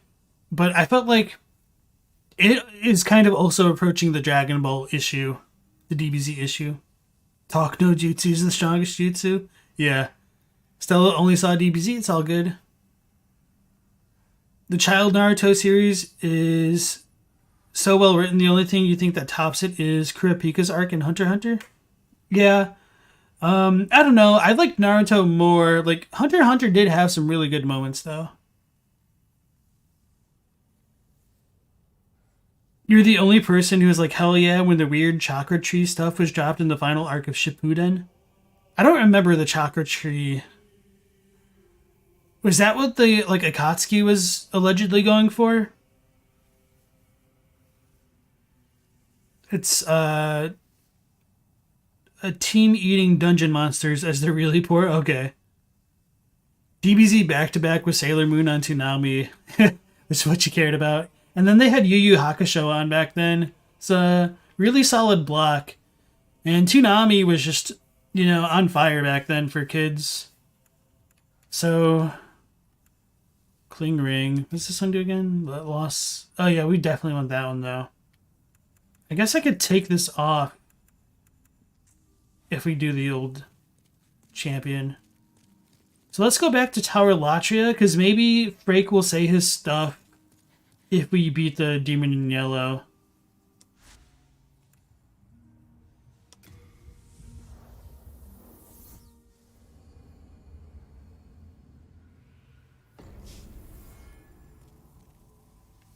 They're literally just eating monsters to survive in a D&D style adventure. It's a little gimmicky, but it has a pretty coherent plot too. Okay. Yeah, Hunter x Hunter hasn't ended yet. The manga's still going, but I know the author took a really, really long break, and he's only recently restarted that. Madhouse just stopped with the anime. It's not their fault. Like, the author, like, took, like, years hiatus, I think. The biggest misstep with the original Naruto is we should have gotten one more arc with their squad before Sasuke turns evil, as it's hard to accept Naruto seeing him as a friend. Yeah, I could agree with that. Like, I don't know, like, they could have done more with Orochimaru with promising Sasuke stuff, and it could have worked out a bit better. And I feel like this is kind of the same issue that Star Wars has with, like, Anakin turning to the dark side. Like, it could have been done better if Orochimaru or Palpatine were more... I don't want to say, like, they were more likable, but they were shown to be more persuasive than we were ever given, or more relatable to the characters that they're trying to cozy up to, even if it's literally just them ultimately manipulating them for their own ends. So I think Orochimaru is, like, one of the best villains ever. And I also thought it was really unfortunate how he came to an end. Now in Hero Spirit Soul. What's the DBZ issue? Power scaling? You don't think you'll see anything like that in the feats in the Karima? Oh, you don't see... Wow. You don't think we'll see anything like the feats in the Chimera Ant arc again?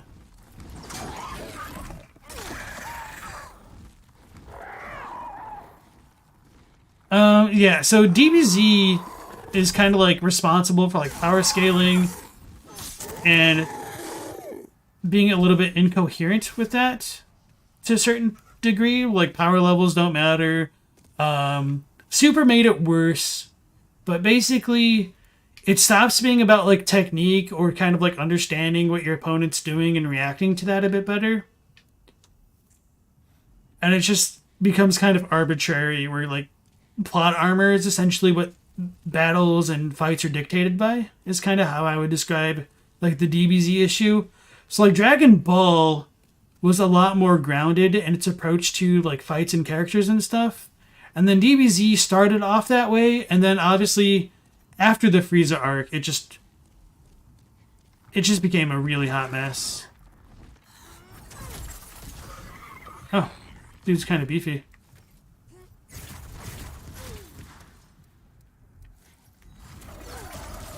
I forgot to equip the fire magic thing that we got from Yuria.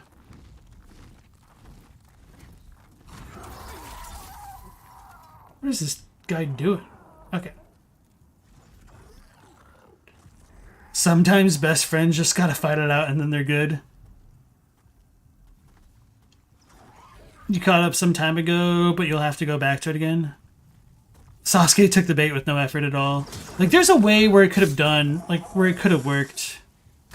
But he was just a little bit edgy, and I don't think the way that they approached it worked. Or, like, even if it was just, like, Orochimaru kidnapping Sasuke and then, like, slowly turning him, or Sasuke, like, pretending to go along with it to get what he wants, which, I mean, is kind of what they went with, but it just... The execution could have worked, or could have used some work, is what I'm trying to say. you got to get current on Boruto again. Kishimoto went back to writing it, and you're excited to see what Kishimoto does with it? Because he said something to the effect of being able to do it right. Okay.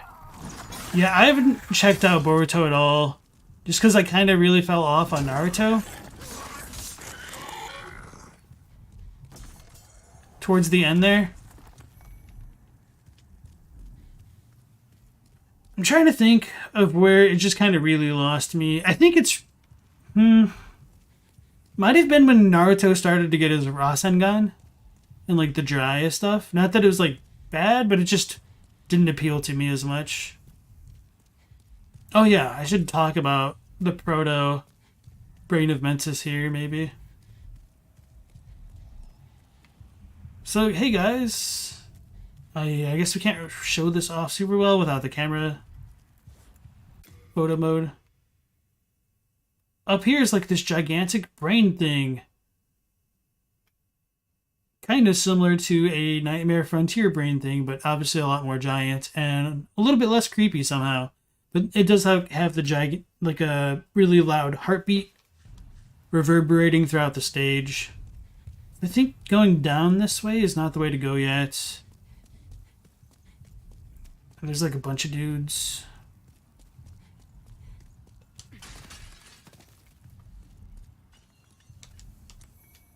Of course we couldn't have had the anime talk when I was like half AFK shooting the dragon. It has to be when I have to not fall off the stage, guys. Thanks. No, that's all good. No, maybe we do go down first. Yeah, I hated how they retconned Itachi into being a good guy all along. I would 1000% agree with that. Try and make contact. Thanks.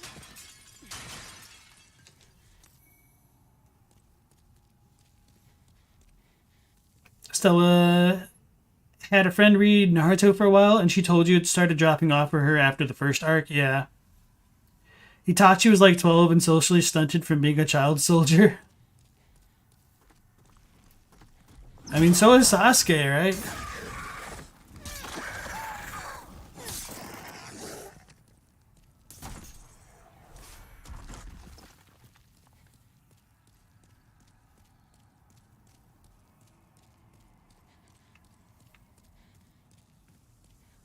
I need the Starlight spell. Oh, I almost rolled too far.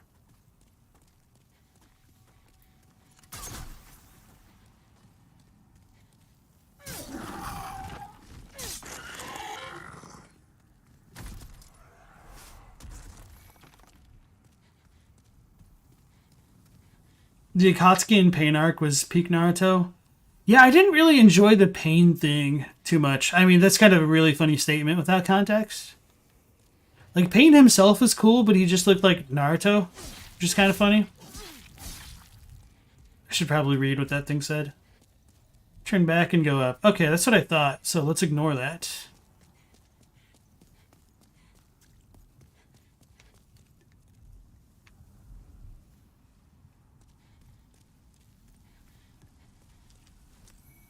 Moonlight Stone Shard.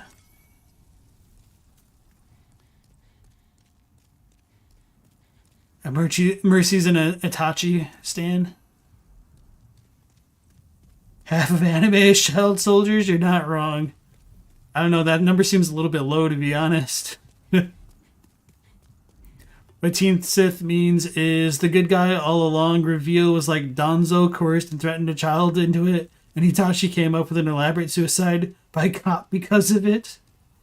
That just sounds like the most convoluted thing ever. Which, I mean, it was, which is why people don't like it. Ponyboy says, the weirdest Naruto lore is that the hidden villages are truly meant to be hidden and not an example of the norm in that world, and there's just normal people in regular cities while kaiju fights happen. Yeah.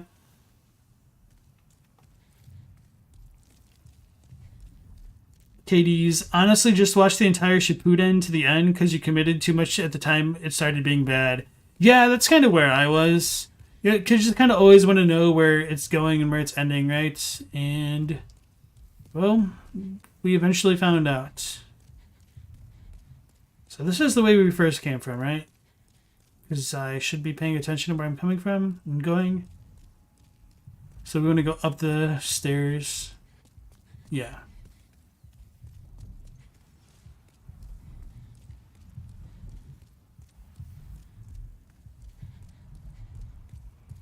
Yeah, Tower Latria is really cool. I wonder what this is like in the original, in terms of like the feel of it. It's probably darker, which is probably better, I'm assuming. But overall, I think this is still pretty cool in the remake.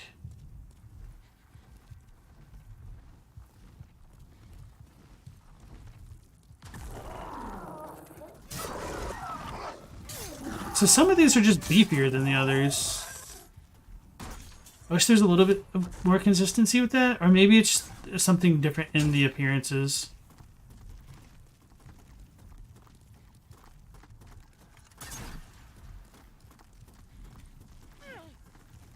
He's using my own strat against me.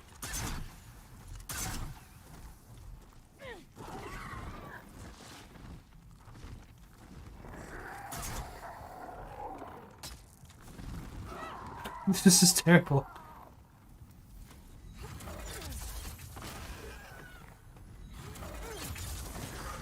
It'd be really cool if that could, like,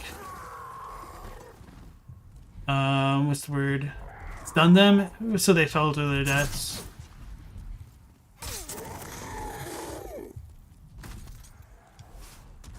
Trying to remember if we want to go all the way to the top first, or if we need to come over here to this tower and make the thing fall.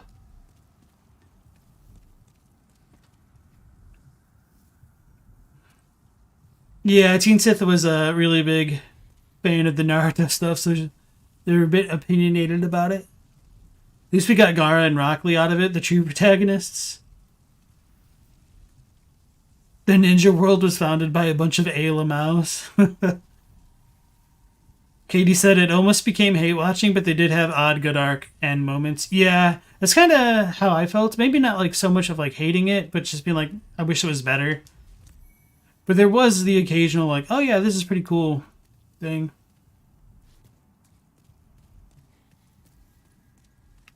So we got the flamberge. Sweet. Okay. This makes it explicit. Well, I've talked about it for quite a while. A unique sword with a rippled blade. Named for its flame-like appearance, this blade is designed to rend flesh and cause severe bleeding. Thus, it holds a grim reputation for inflicting fatal wounds. Really flubbing my words. Let me hydrate again real quick.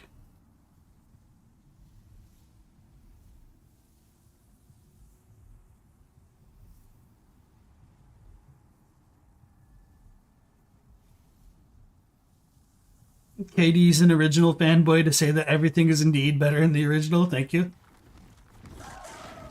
Speaking of anime, who's my favorite captain from Bleach?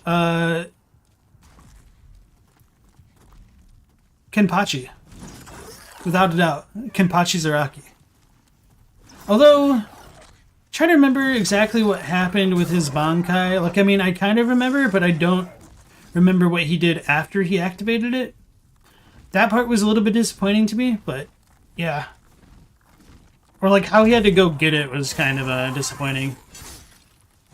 But he was my favorite captain. Why didn't it let me loot? That's annoying. Okay.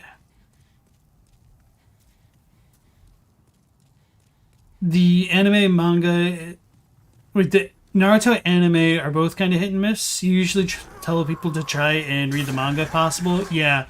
We were talking about like filler episodes and stuff, and I have never seen anything worse than Naruto in terms of filler. Like, I remember trying to watch it and getting to like episode, I don't remember. It's either in like the 100s or 200s. And just being like absolutely fed up. And I just like looked up a guide. I'm like, okay, when does the filler end? Because I got up to the episode where, God, this sounds so stupid, where they're trying to see under Kakashi's mask. Like trying to like make him eat ramen and stuff. It's painful trying to even remember it enough to talk about it.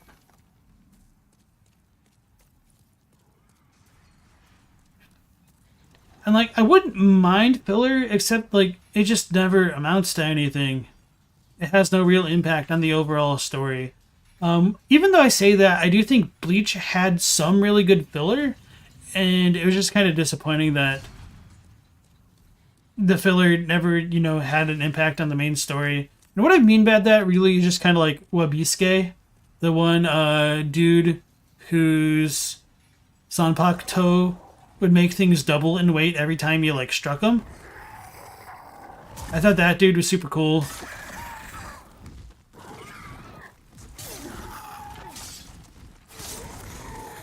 But the first filler arc for Bleach that I remember was, like, him forgetting how to do... Was it Bankai? It was, like, after the Soul Society arc. That arc was kind of terrible. With, like, the fake vampires, and he just, like, loses his power for no reason temporarily, so you could just get them back in the next main story arc. God, I hate that. So we get some, like, profane flame action going on over here. Okay. You think he just turns red? Maybe. I don't remember what Kenpachi did. I just really liked his sword. Which is why I really like the scavenger curved swords in Elden Ring. Mercy's favorite was also Kenpachi? Yeah. Okay, sweet. Kyuraku? Who's Kyuraku? Captain from Bleach's Monkey D. Luffy. There are like 2 good filler episodes and all that garbage. The movie with Senna was pretty good. I don't have no idea. I don't watch a lot of the movies just because I know they don't really amount to much.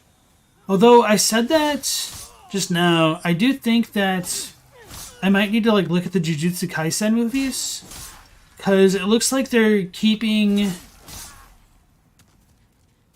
in line with the manga's events in at least the second movie. I don't know what the first movie is about, but I do see, like, the kind of weird story arc transition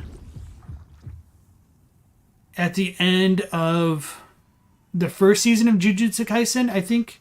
I'm trying to remember where the anime actually leaves off. But anyway, there's like a side story in the manga, and it looks like the second movie is covering that, although I don't know for sure, which I think would actually be a really smart thing to do, because the pacing of the manga felt just really weird where the side story was incorporated. I mean, it made sense. It just, the pacing felt a little bit odd. But yeah, if anybody hasn't seen it yet, I do recommend Jujutsu Kaisen. It's really cool.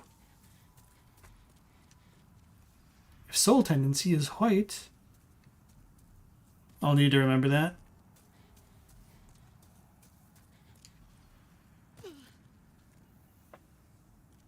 Don't forget to take the Riddell key here. Okay, I have no idea where that is, so we'll try to do that. So shouldn't Yurt be up here, or is he further on? That is me trying to lock on to any suspicious statues. Some fresh spice. There's a cage ahead. Thanks. Yeah, I guess Yurt is further on. Kyoraku was the guy with the pink Haori. Oh, the lazy dude? The dude who becomes the captain? It's at the top of the broken stairs? Okay. So I need to get into White World Tendency to get it? It's kind of funny how Bleach came back to instantly adapt perhaps the worst arc in the series.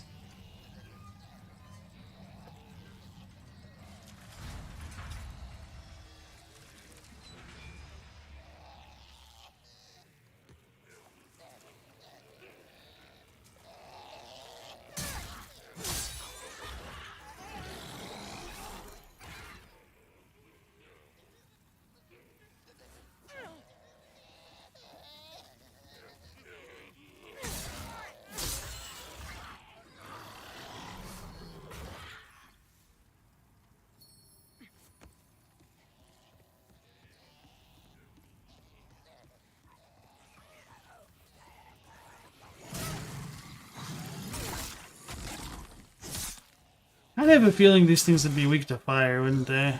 I mean, they also seem to be weak to getting stabbed in the face, but apparently so am I.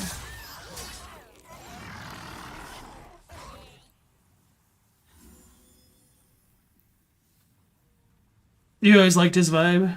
These centipede men are annoying. Was Bleach or Naruto's final couple more hated? Definitely Bleach. No, I don't know. Well, it depends which final couple you're talking about. Shikamaru's great. These things sound amazing.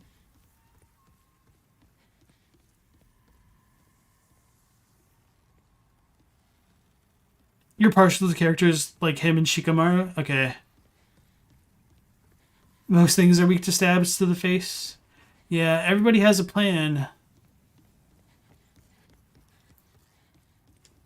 Thanks for reading. You're welcome. That was a quality message.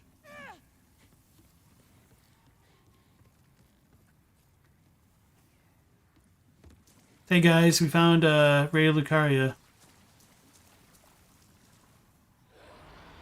I forgot about those things.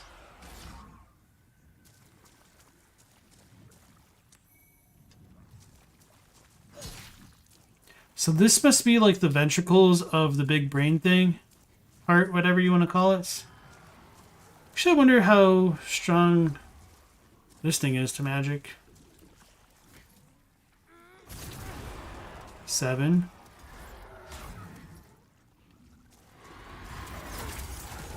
$27. Oh man, that almost got me.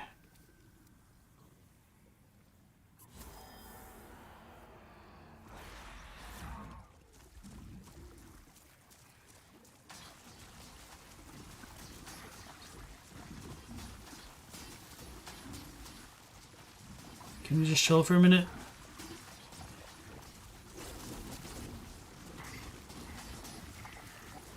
I wonder if like kunai would be the way to go with these things. Damn it.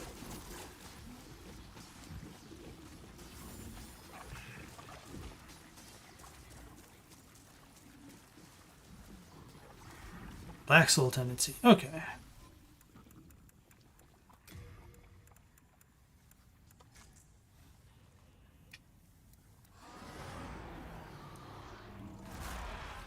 You remember tearing up when Rock Lee was getting his leg fixed? Good times.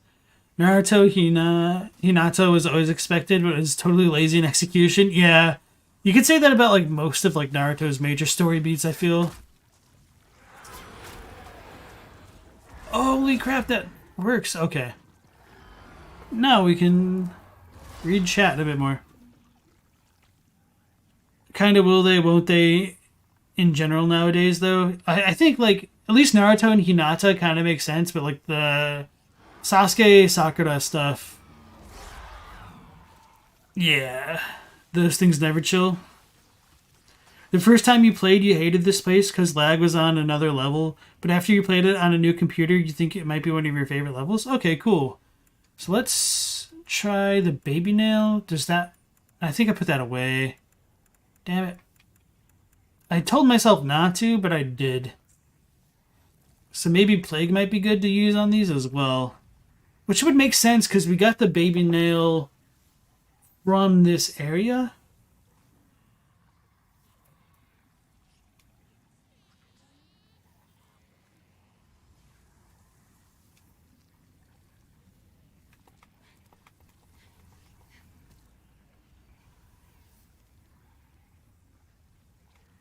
Man, it really sucks playing with your head, doesn't it? Sakura and Sasuke were the funniest. Imagine attempting to murder someone and they still love you and have your baby demented. I mean, that stuff's happened. You didn't know the prisoner balls or whatever were weak to poison, you just sprinted past? I didn't either. But I just had a wonder, or a passing thought. I'm really surprised it only took 2 kunai. I almost thought they'd be, like, immune.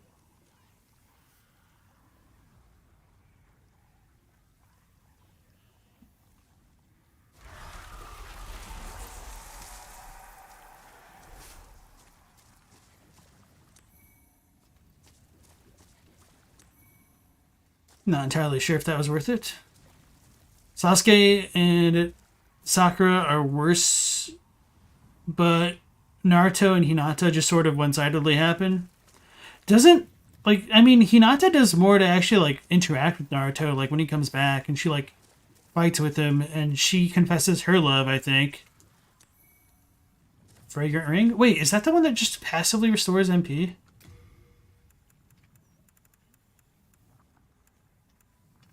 Okay, sweet. I don't need to spend 60,000 souls to use this. So that's probably just extremely good for, like, spamming a heal in a corner and then just, like, popping out to snipe things? I'm assuming? Not that there's really, like, a big need to do that in this game. Although, to be fair, I think maybe this spot and or the last Arkstone might be worth it. Oh yeah, I remember those things up there. Okay, I kind of do remember this place after all, a little bit. I was afraid I would remember a lot less than I do. But even though I say that, I just don't remember if there's like anything super noteworthy down here. That's kind of the issue. Then we should have like a couple more big dudes over here, right?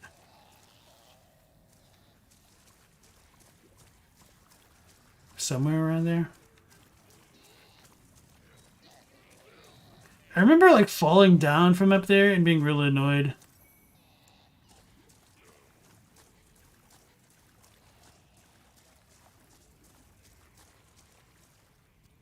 If you knew you were going to be witnessing good old Naruto ship wars tonight, you'd have made popcorn. They're lost. Your secret is you shipped Sasu Hina and were assured in your ship never being canon so you could enjoy yourself. She just kind of happens to Naruto the way Sakura happens to Sasuke. You would have liked to see it reciprocated from the guys a little bit better. Yeah.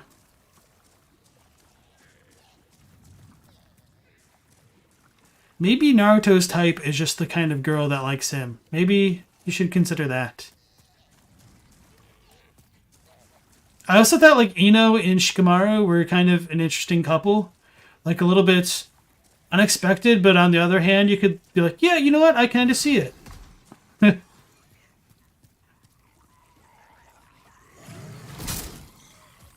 That's a little bit terrifying. Yeah, just punch.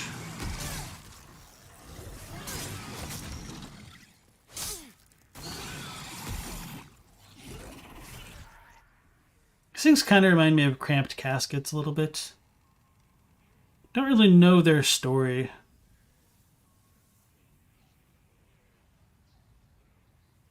Sasuke says he's sorry, so it's all cool. Some people really love enemies to lovers, but it's not done well a lot of the time. Yeah. You want to see couples fight big bads together instead of sidelining the girls? Alright, everybody. Time to get chat super riled up if they weren't already. Sword Art Online. I said it. I said the 3 words. So, I thought the first season was fantastic. And keep in mind, when I say the first season, I don't actually remember how these break down and it confuses me. But, you know, the first part of the story, when they first get in there and everything's cool and Asuna is her own character. She's a strong, independent woman who don't need no man. And then they just completely butcher everything about her character in, like, the second part or the second season, whatever it is. And it just... it just destroyed that show for me. She went from being, like, an actual badass, being her own character, into just being a damsel in distress. And I will never forgive whoever made that. And then it like went on for like 2 or 3 more seasons or something crazy like that. I'm like, how? Protag, no, let's go. The monk made them, and the lore, everything here is an experiment of the man buck. Thanks, Asinex. That makes sense. You're unsubscribing. You can't believe AI was ever here. That's why so many mob drop souls. They're prisoners that were amalgamated together as monsters. I'm right, though. Yeah. I gained you back. Okay, yeah. I know, like, some people like Sword Art Online despite that seasonal stuff, but it just totally... It just died for me right then and there. Alright, I did pick that up. Sword Art Online Abridged is shockingly and unironically better. Highly recommend checking it out.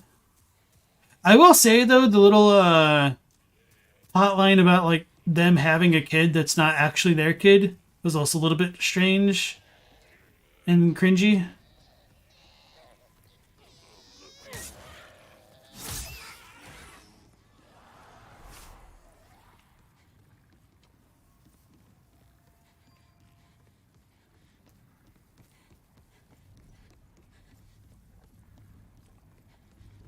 Don't think I'm going to go up here yet. Well, looks like I'm going up here now.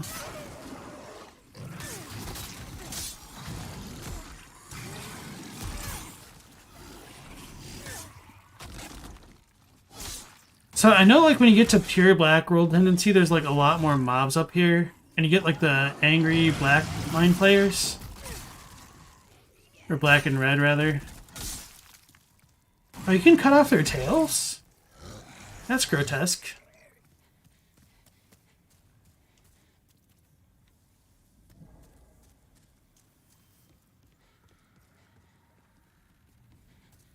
Maybe we need to, like, roll down here somewhere. So, before deciding to go back. I thought there was more here. Maybe it's just because, like, the tendencies.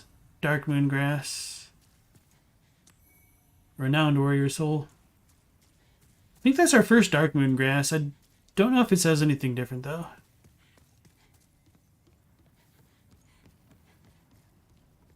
Dot Hack Chads, where you at?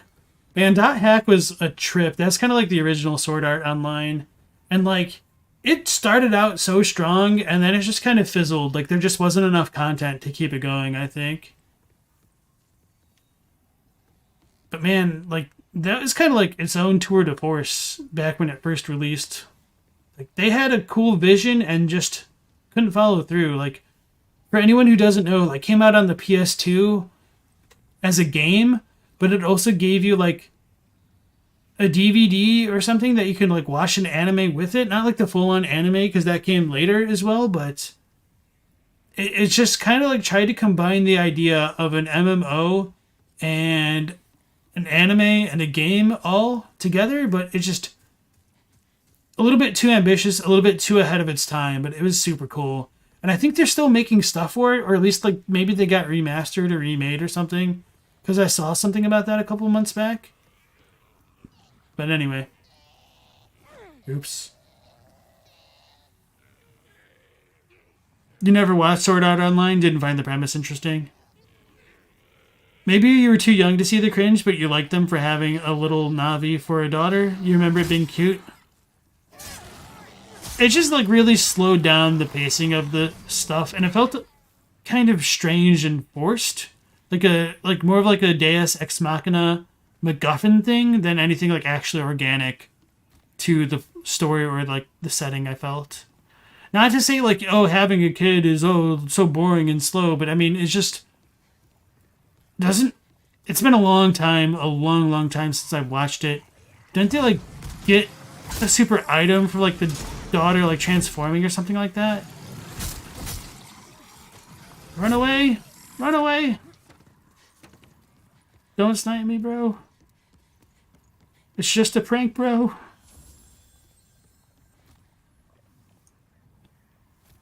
Bringing up Dot Hack marks you as an old person in camel case. Screw you, Teen Sith. Each one had theoretically infinite levels. There was a release on Steam of the next 4 games, the Dot Hack GU Saga. Okay. Remastered the GU games with not Sasuke? I don't know what that means. Heyu agrees to an extent. He played both the original 4 and the GU games. Like, it felt like a digital Eldritch horror. Yeah. I forgot, like, how dark it kind of got.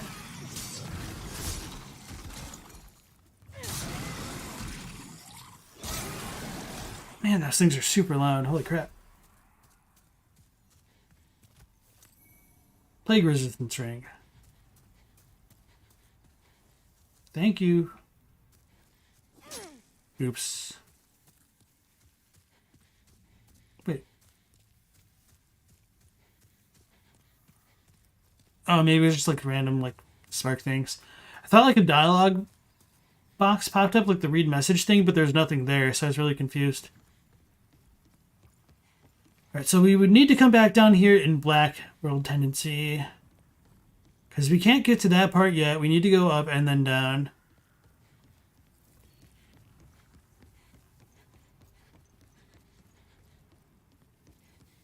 Wait, is this the right spot? Yeah, okay. Up that ramp. You thought the premise of Sword Art Online was super lame? I think the reason why I originally watched it is just because I was looking for something to watch, and it had like a lot of really good word of mouth at the time.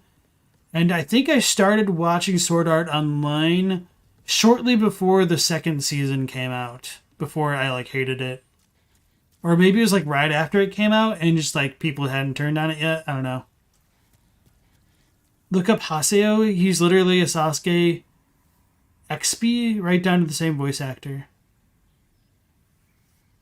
All you knew about Sword Art Online before this was a lot of people hate it? Okay. The woman you buy the soul ring from mentions people going to the false idol and being taken away from the prison. These are the results. Thank you, Astex. That makes sense.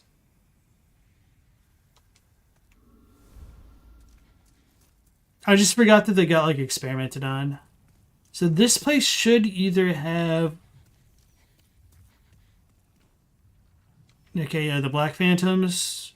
But I don't know if there's any like normal Mind Flayers. Is kind of...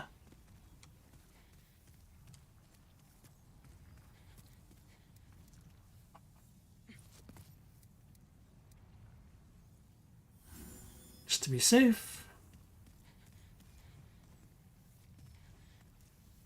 Very well.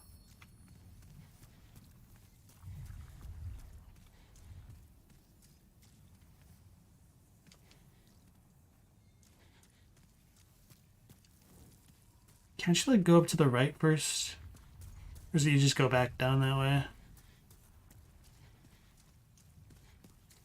Oh, maybe you come back. Okay.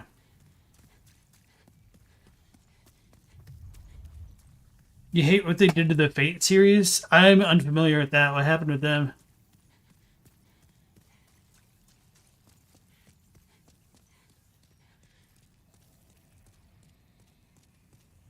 Like there was a... Oh, there are the actual Black Phantoms here. Okay. I thought there's like a Black World Tendency only.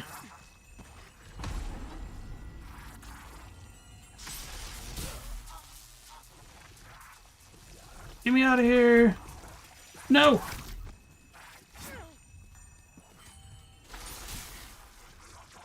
So let's try one of these maneuvers.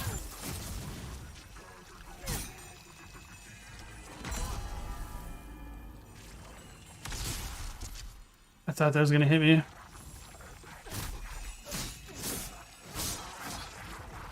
I was gonna be really upset if you managed to like hit me before I got the final hit off because I punched instead of like swinging. But we did it.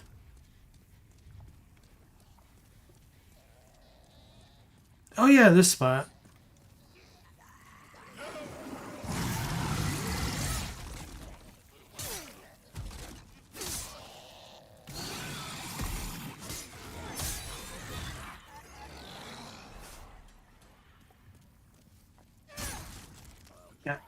Because I wasn't expecting the Black Phantom, my normal strat, I think, was just, like, kite them down the stairs and just go for the backstabs.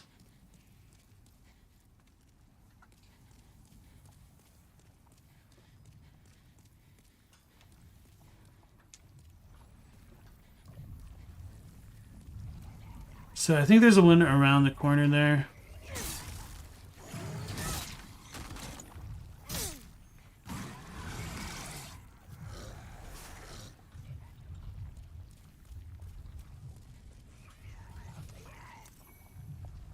That's half, right?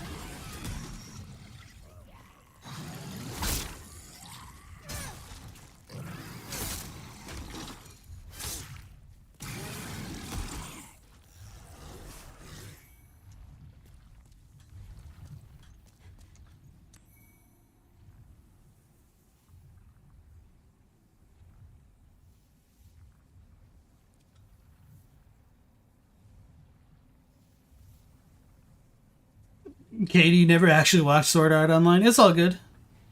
It's fine. You just think clowning on it is fun. Understandable. So don't we actually have to... Do we hit this one or do we hit something behind it? Oh no, there's a path that way.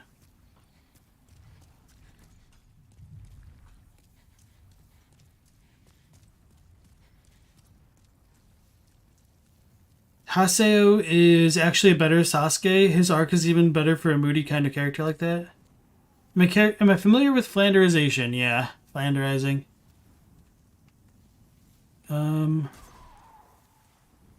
So many Flanders. Oh, no, no, no, no, no, no. Okay.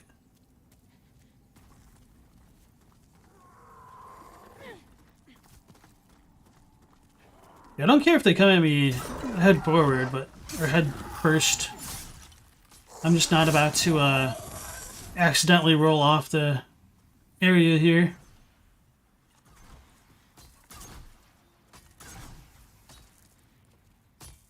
Because they want to move to the sides. No tail weapons? Sad. I know, right? Although I say that, like, part of me is a little bit nostalgic for getting the tail weapons in, like, Dark Souls 1. And they kind of, like, never made a repeat appearance in Dark Souls 2, 3, Bloodborne, or even Elden Ring. But there's also a super pain in the ass trying to get it from Seath and Calamite. And I absolutely hated the actual process of getting those ones.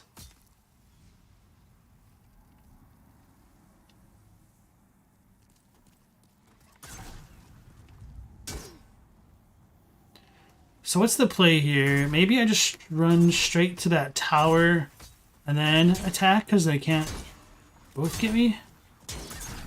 Bruh. Fudge.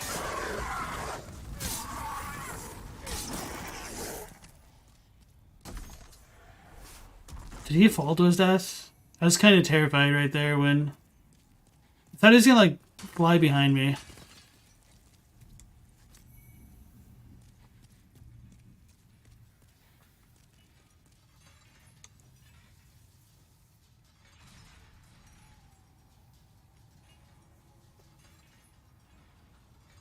Oh, yeah, this one.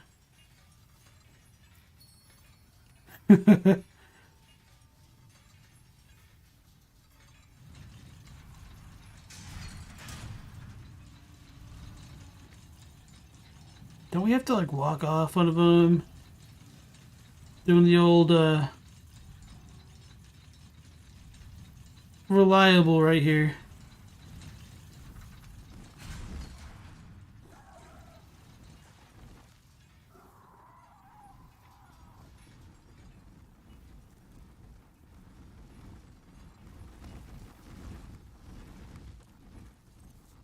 Well, this is mildly terrifying. That's one thing the game should bring back, the tail breaks. EU says, Fate was basically a character study of someone suffering from survivor's guilt and debating morality with the past heroes into a complete DBZ Pokemon gacha game.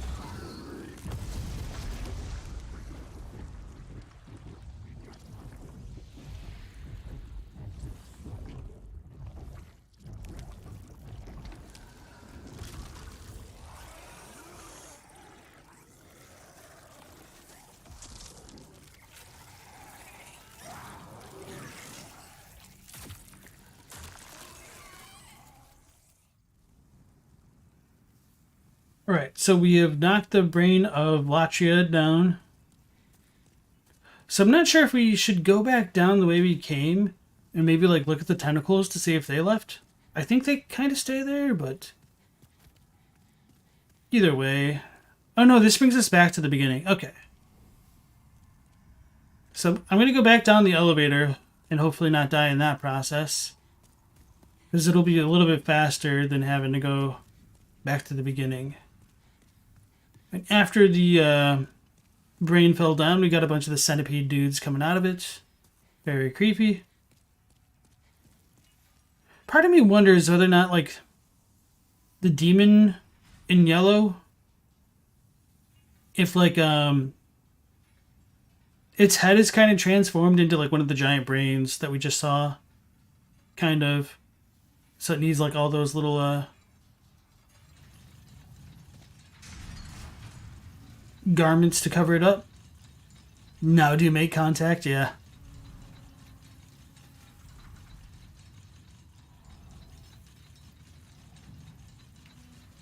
Damn it, I saw it. I saw it, I saw it, I saw it.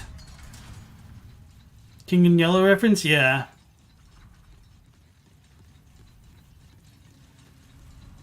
Okay, apparently I didn't see it. It looked like... I thought there was a gap.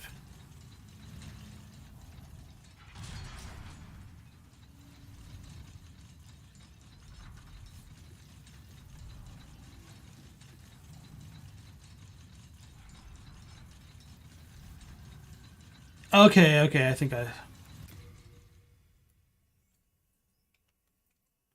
Yeah, okay, it was like that part right there.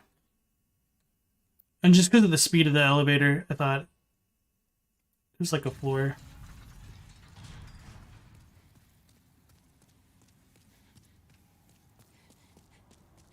How many souls do we have? Only 20,000? I say only, but that's kind of significant. It's just like once you unlock 4-2... It's not that substantial, because you can get like 4,000 from just killing one mob.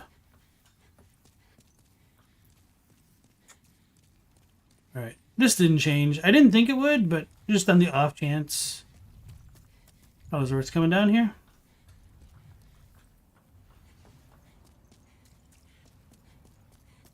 Now I'm a little bit tempted to use the Nexial thing. Actually, yeah, let's just do that, because that way we can level up. And everything. You know what? Nope. We're not going to do that. Just because I also don't want to deal with having to fight all those mobs again. The gargoyles and whatnot.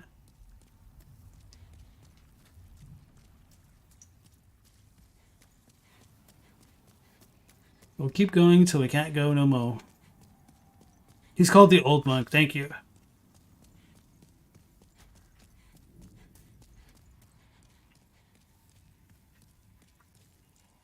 Should have gone to the right. I almost fell to my death.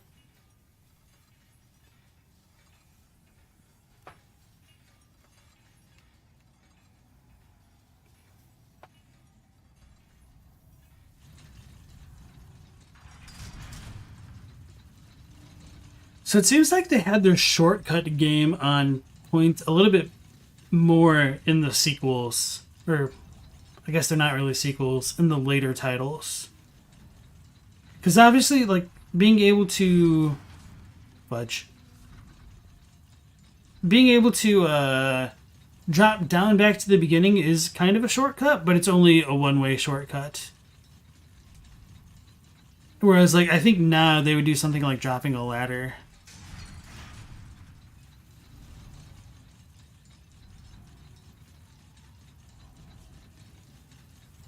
So I kind of have like mixed feelings about that, because on one hand it is kind of nice being able, or like being forced to engage with the levels a bit more in terms of like needing to clear out enemies and actually fight them rather than sprinting past absolutely everything, which you can kind of do now. Versus just streamlining things.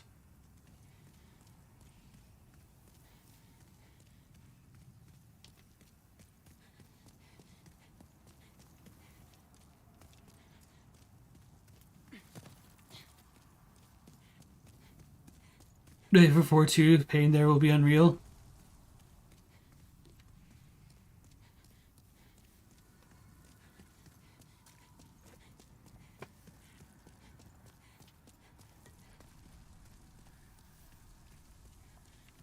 Yeah. Normally, I'm fine with like going back to heal up everything, but just because like all of the consumables are so available in this version of the game, I don't actually feel the need to go all the way back.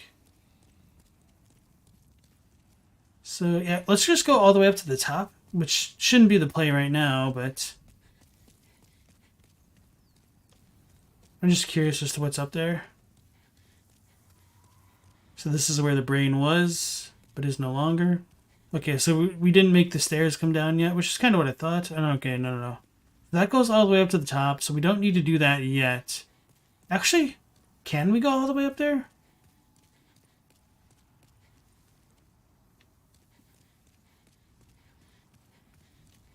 So this is the first spot that we went to unlock that tower. There should be like a mind flayer on the stairs, I think, or two.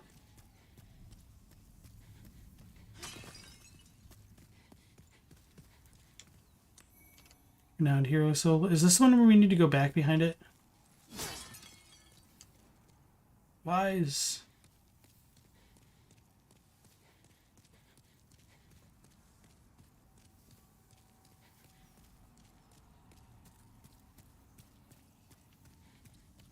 Yeah, I don't know if you could fight the old monk yet.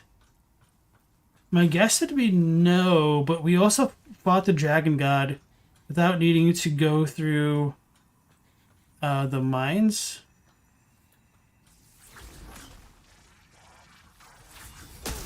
Holy crap, that did a lot of damage.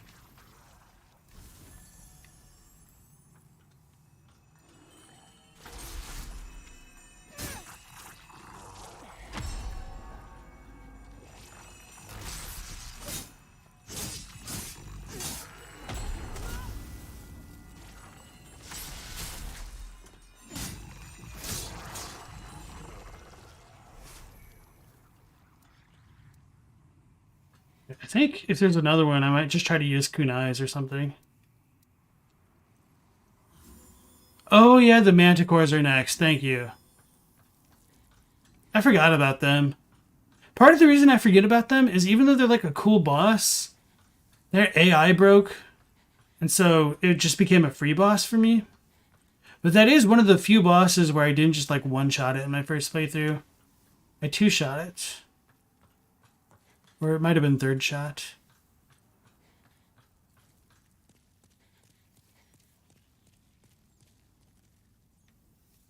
Yeah, okay. We'll look for any treasure up here and then go on back to the lower areas. And then we'll level up before dealing with the manticores. Poison arrows? Yeah, I believe you. But I just didn't have like the proper bow for a while.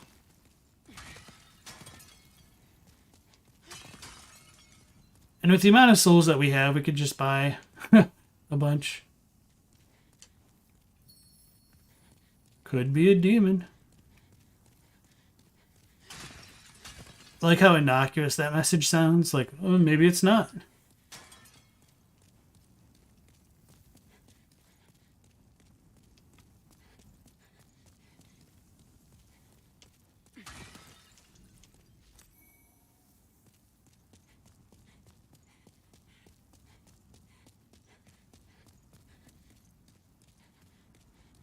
What build was I even using on the first playthrough to one-shot every boss on the pure black tendency? I mean, it's pretty much almost this, except, yeah, I was doing more strength, and I'd strength-focused the weapon, because, I mean, I understood what stats were, so I just min-maxed strength and everything. Man, I can show you the character once we're done. I also do have like all of that footage on one of my hard drives.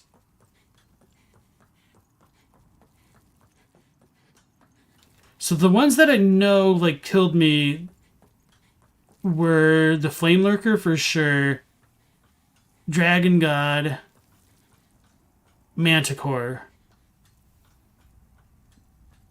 and Alant.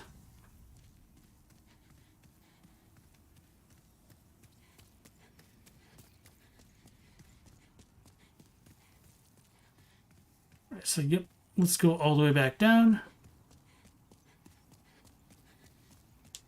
And I don't know if any other bosses killed me. But of those ones, Flame Lurker and Dragon God gave me the most trouble. Oh, I think I did die to the Storm King. Maybe I didn't.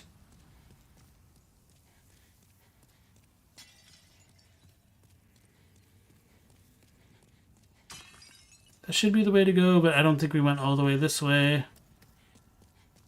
Which there's probably nothing. It's just a big circle, isn't it?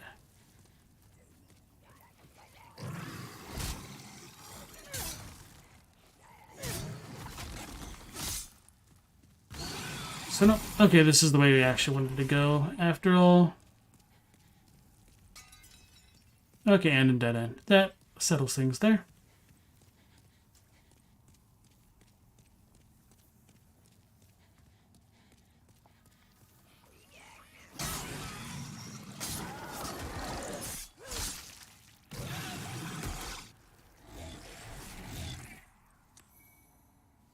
Mercury Stone Shard. Yeah, I died more to the levels than the bosses. It's not like I didn't die at all, don't get me wrong.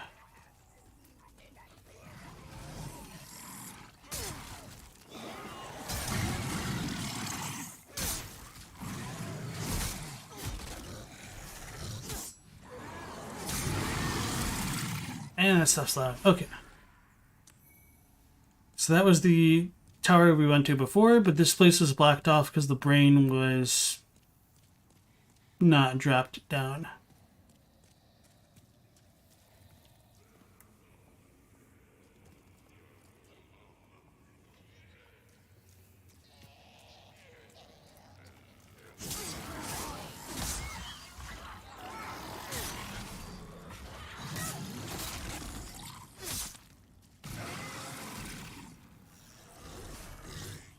Epi Rapier and Gold Mask. Hey guys, we found him.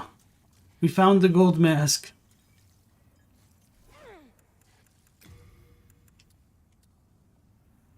A gold mask inlaid with a delicate design, reserved for use only by the highest-ranking members of the secret coterie who plot to harness the power of souls. Coterie? I don't know.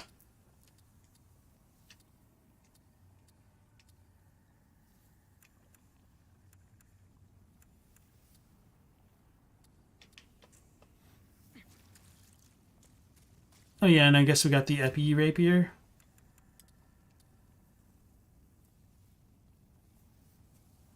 Okay, sweet. A rapier used in rituals with an intricate gold design. Wielded by members of the secret coterie who plot to harness the power of souls. Imbued with a potent fire spell, this weapon offers a partial explanation for why the group is feared as deeply as it is. Huh, it does have fire. Interesting.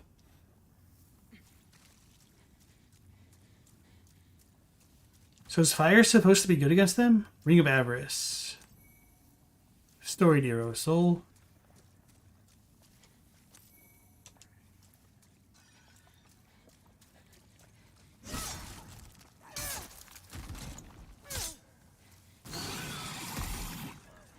So it looks like our thing was gorging on souls over here, or Stone of Ephemeral Eyes, and souls, bodies, whatever.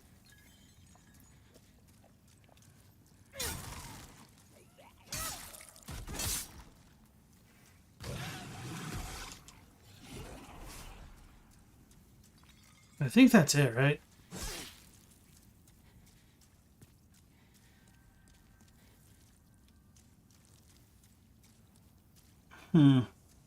Was there anything else to do after the brain got dropped down, or do we need to go see the Manticore next? Guess that's it. There's less down here than I remembered. So do we go back down to find Yurt after the Manticore? I guess that must be it. Oh.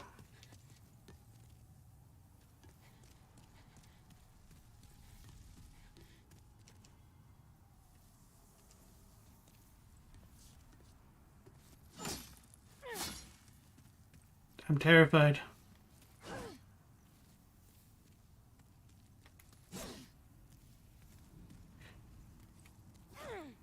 Oh god, they almost got me. I'll give them credit because that one's kind of funny.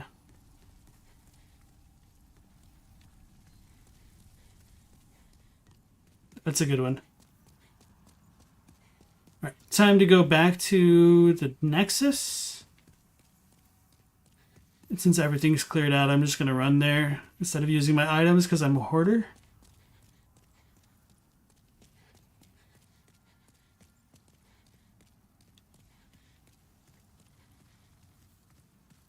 Because if I die to the Manticore for not abusing the AI,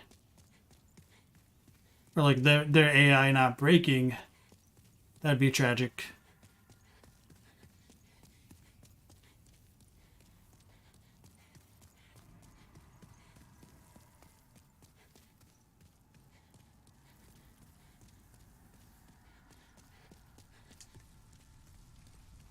Though it's probably going to be a lot more of a pain in the butt to get it there, isn't it? Whatever, we'll make do. He's somewhere after the first brain. He should have a lot of glowstones around him.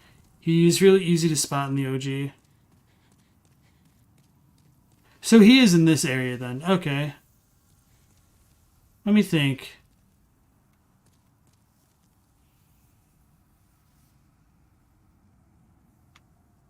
Should have been up there by all the cages. Whatever. We'll figure it out later.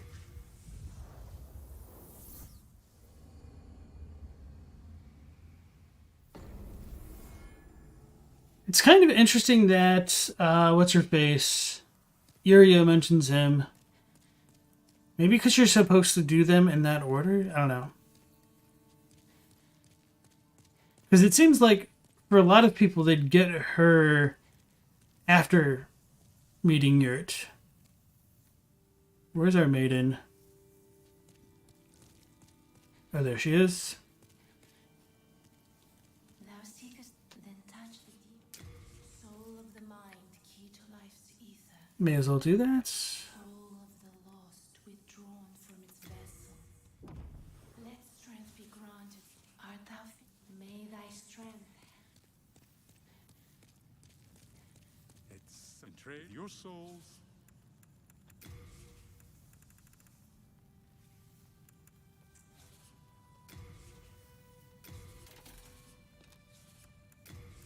Let's buy some arrows. Do come back alive.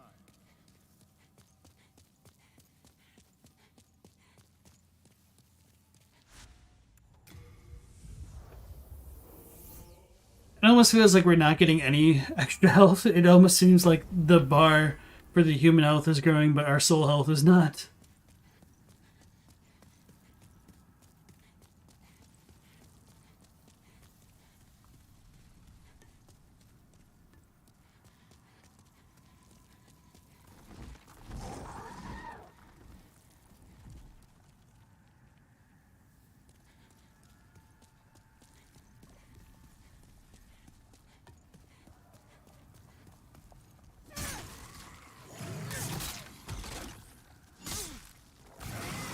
I like how their tails fall off even if you don't technically hit it.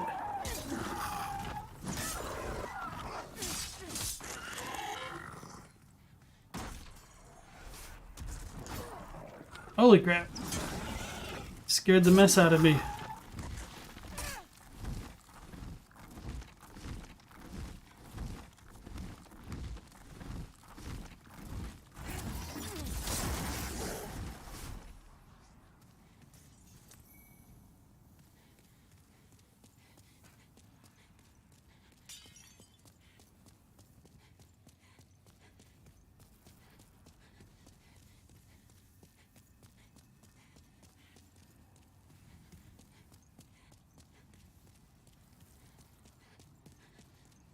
I just remembered, I actually need to finish watching Legend of the Galactic Heroes.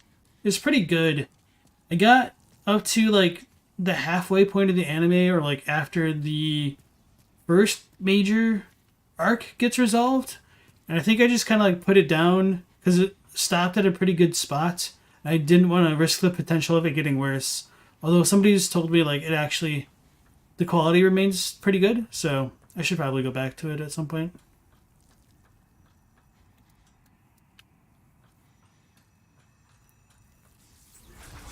Damn it.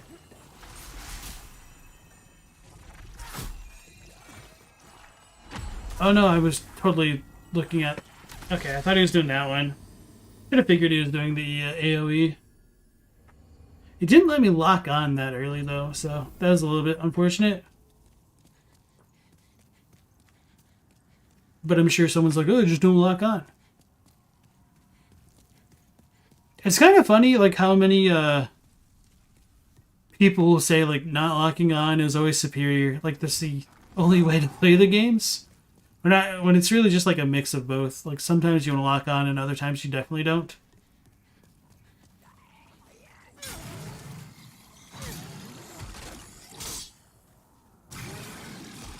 Let's wait for this guy. That's what I thought.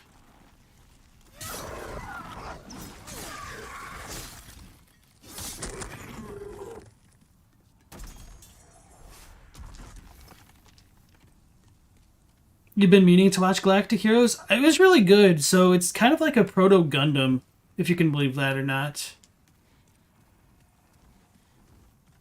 It definitely feels like a bit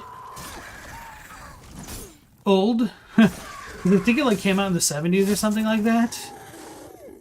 And it's just like a little bit bittersweet watching something from that era. But I don't want to get like too into the details of that.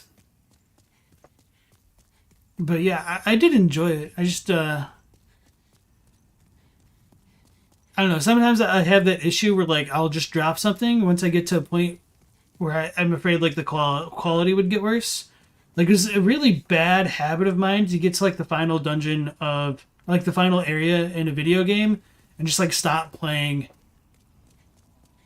So like I had to go back. I did that with like Final Fantasy V. Not that like Final Fantasy V is super good by any means, but I don't know, I just really like the job system and everything it had to offer. I got to the final area in that game, I stopped playing. I got to the final area in Final Fantasy VIII and stopped playing.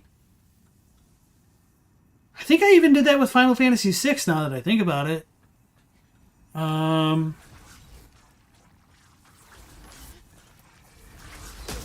it. Oh my god. I just got finessed.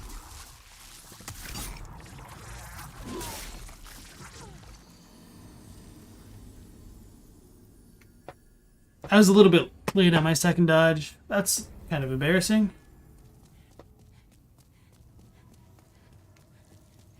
It'll be funny if I die to that Mind Flayer more than the boss, though. Well, I hope so, now that I think about it. It'd suck to crash on another boss. That's literally you with most Final Fantasy games.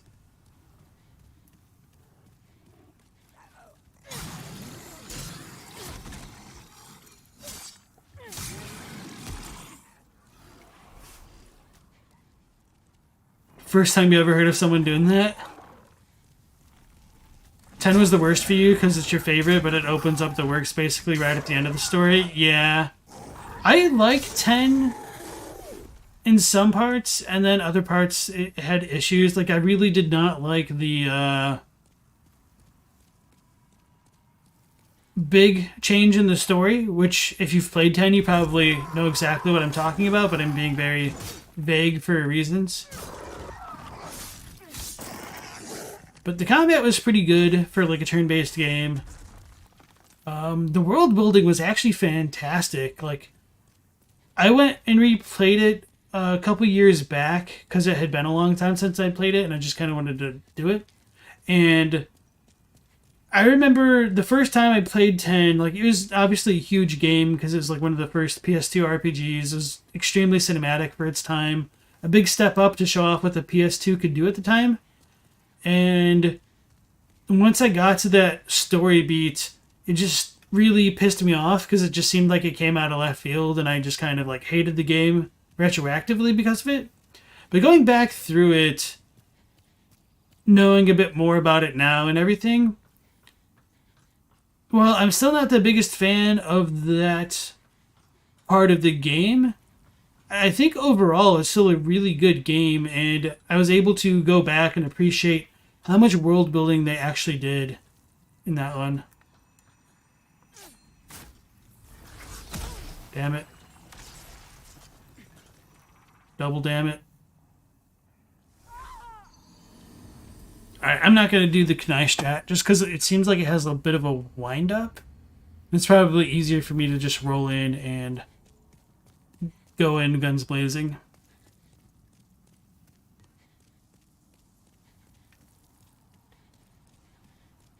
Yeah, 10's world opens up right at the end of the story.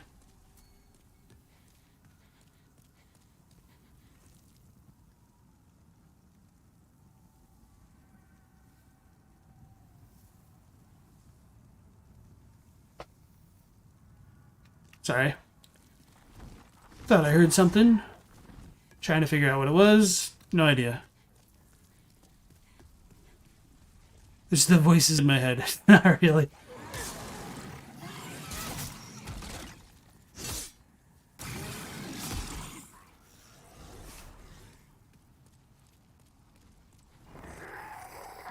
You don't want to speak for everyone, but you can probably spoil Final Fantasy X. It takes like a lot of context to kind of get to. But it's kind of a major spoiler, even though I know it's like an old game.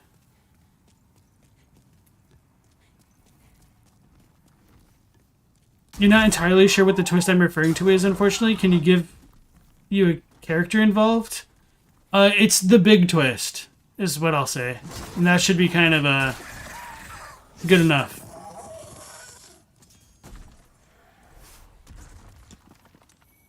I guess there are a couple big twists, not like,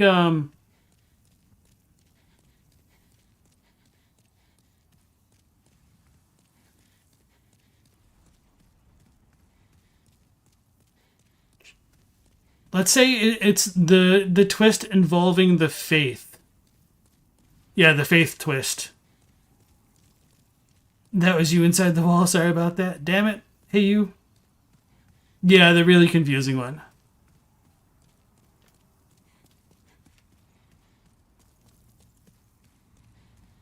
Like, it kind of makes more sense in retrospect, but it just still kind of came out of left field and just left a bad taste in my mouth the first time I played the game.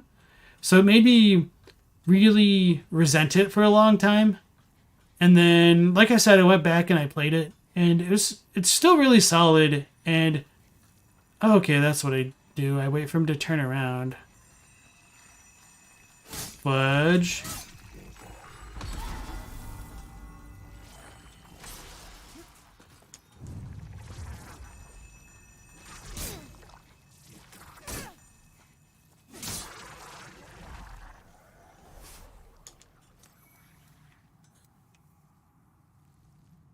You like that twist? You think it's neat?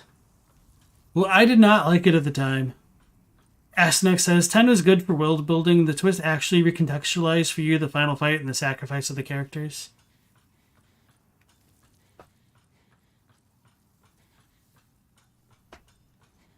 I just don't know if that twist needed to work the way that it did, though.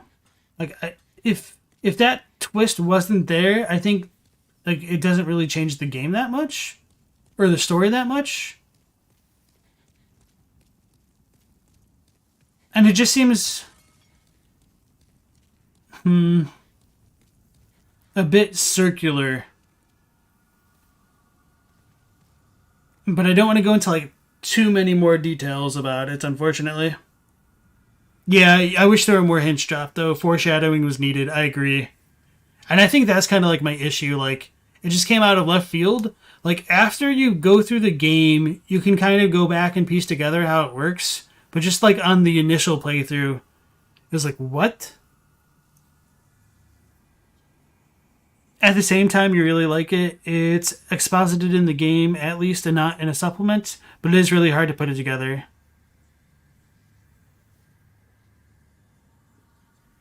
A weird or strange twist can work if it is like, oh, huh, so that's what it meant. Yeah. And I felt like Final Fantasy X didn't do the best job setting it up.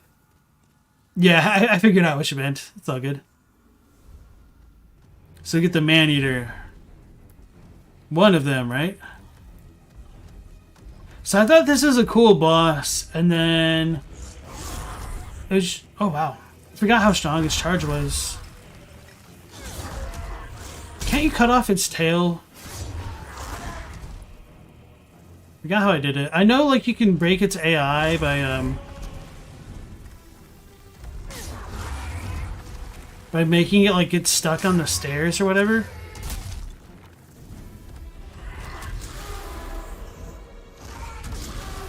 Oh, that was lucky. I mean, all skill, baby.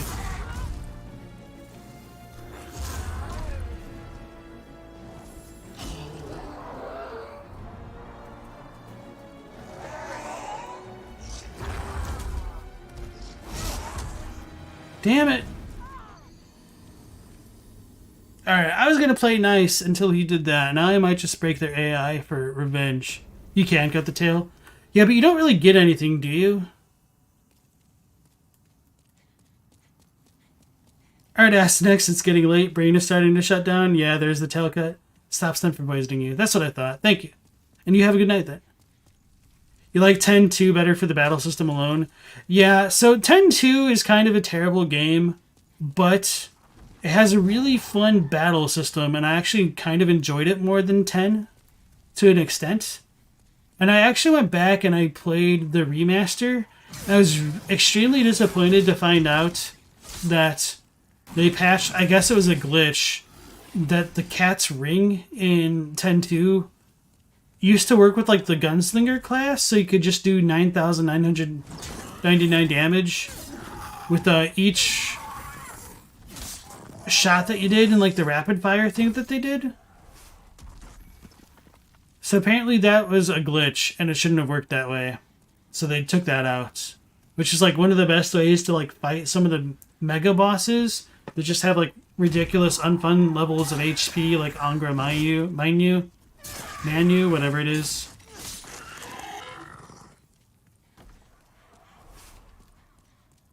But the job system was kind of fun. It was kind of nice revisiting the world to an extent.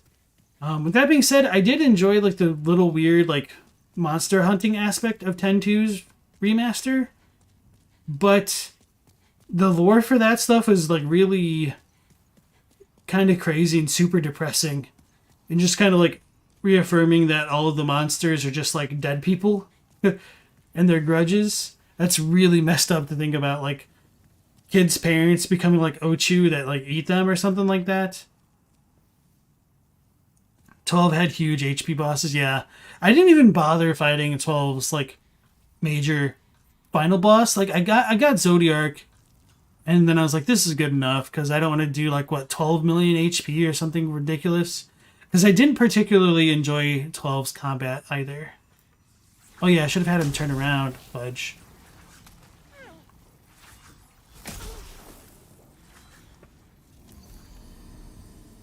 I'm going to blame that on me pressing R2.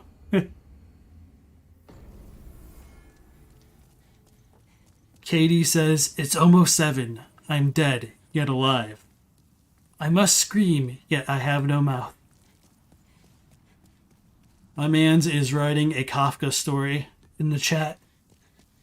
Catnip? Okay, you have the PS2 version, so you didn't know that it was actually a glitch. Yeah. I guess it's a glitch, or like the devs took it out.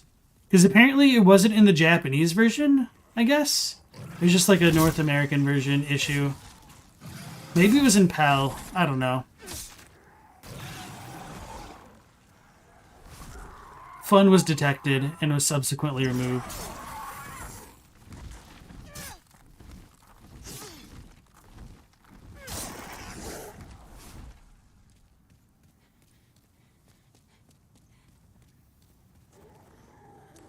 there's some really solid deep dives on YouTube about Final Fantasy X's deep lore. I believe it.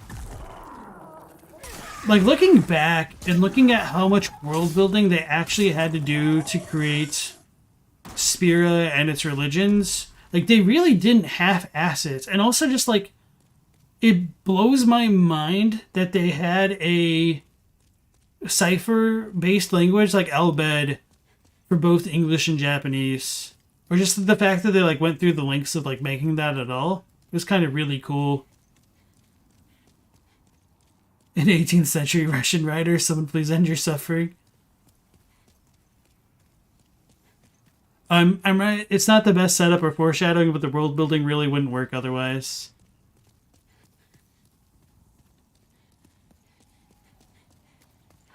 And oddly enough, I do think there's like a lot of parallels between Final Fantasy X and a lot of the FromSoft games. I think the bit when they do the sending ritual for the first time and talk about how they send spirits to the far plane so that way they can find peace and not like become angry monsters is super important for Souls lore, which wouldn't necessarily seem like that right off the bat.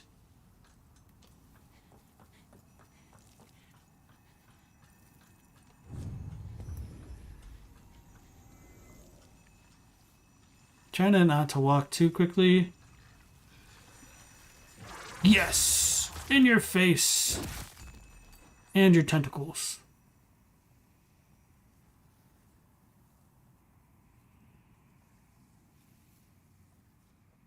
Did we not get any souls for that?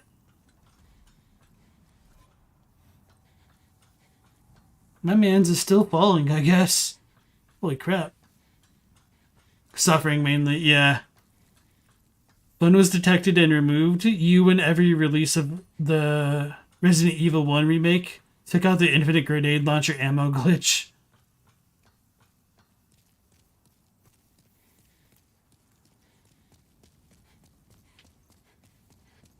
I kind of miss when games had like special silly modes, like GoldenEye had like the paintball gun mode or like the big head mode toggle.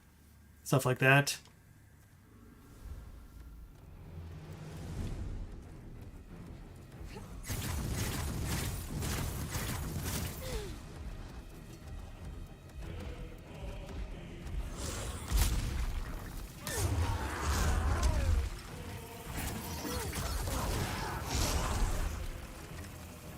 Oh yeah, so apparently he gets to cheat and go through the guard. So I like need to dodge through him. Terrified of like getting knocked off the level again. And I dodged a little bit too slowly there.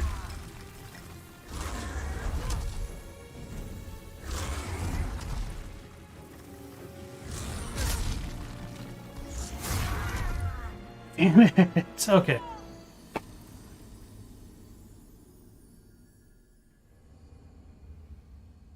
Okay, yeah. We're closing on the 3-hour mark, so let's go ahead and cheese them if we can, rather than trying to do it legitimately.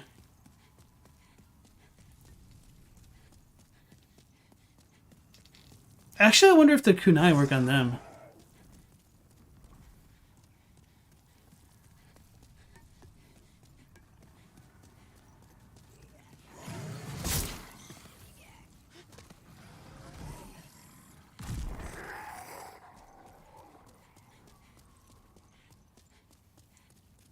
I don't know how much these things are going to chase me.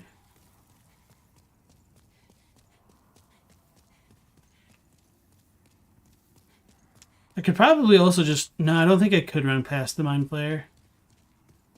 Or whatever they call them in this game.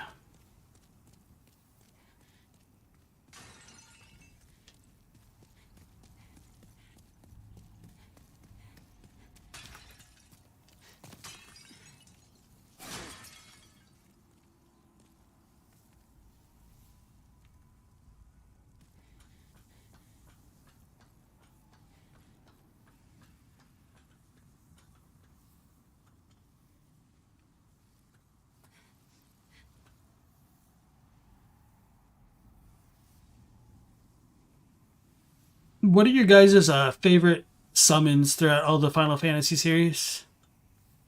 Mine might actually be Anima. I think it just looked so damn cool. It had like one of the best intros of any summon in any of their games.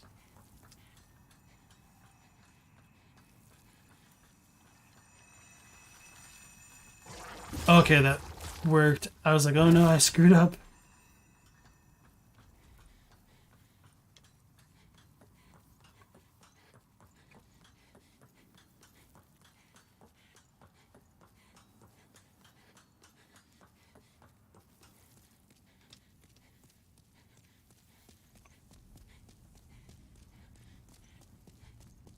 Anima and Yojimbo. I also liked Alexander. He didn't really get too much going for him, though. He did get his kind of moment in Final Fantasy IX, and I guess 14. Knights of the Round have it for you. Link it up to the right junctions, and you've got a god-killing abomination. More so if you have several, and Barrett's ultimate weapon. Yeah, Knights of the Round is crazy broken. I also like, the Tonberry summon in Final Fantasy VIII and the Jumbo Cactuar.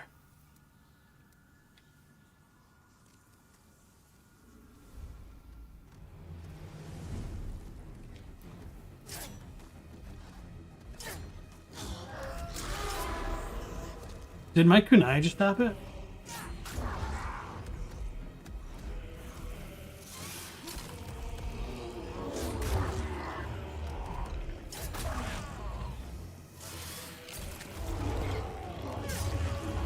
What the hell is that? It just bit its back?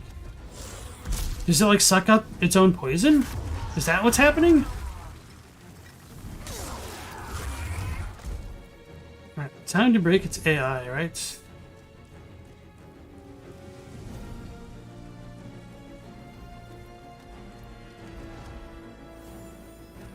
Oh, okay, I'm out of kunai.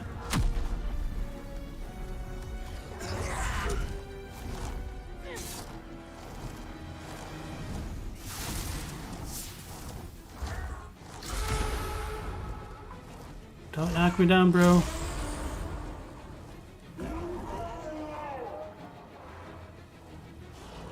It's gonna get real dicey when there's two of these things.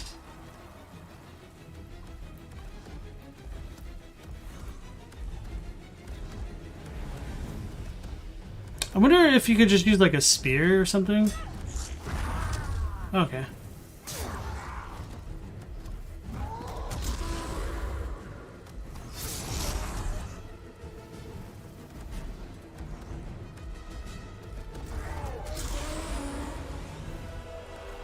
But is it time based or is it health based? I don't know.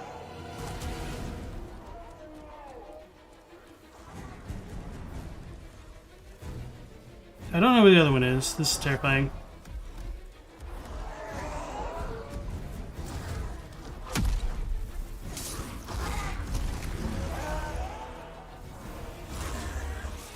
Found him. So what did I do? Was it this? No, it was not that.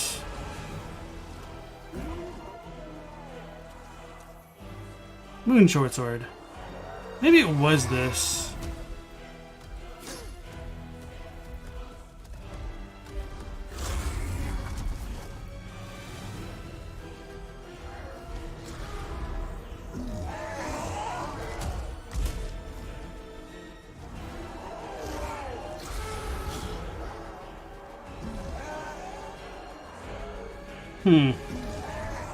You know the Firestorm murders them? Yeah, I forgot to put it on like multiple times.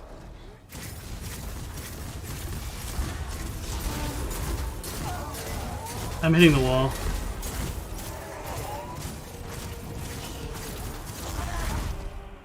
Fudge. Okay. Both. Either you get the first one to half health or wait a full minute, whichever comes first. You loved Shin Megami Tensei 4 but hated 4A. I'm assuming you're saying Shin Megami Tensei 4? Let's go put on Firestorm. You wish it had come out on Switch. Your 3DS had a bit of a fall. Ooh, cats, Yeah. Yeah, Shin Megami Tensei 4. I don't know. I didn't like that one because it started the whole like extra turn mechanic based on like hitting enemy weaknesses, and it just kind of like made a really weird difficulty spike in the game at the beginning where you don't have like your thing set up. So like the beginning is brutal on hard mode, and then it just kind of becomes a joke as soon as you like get set up.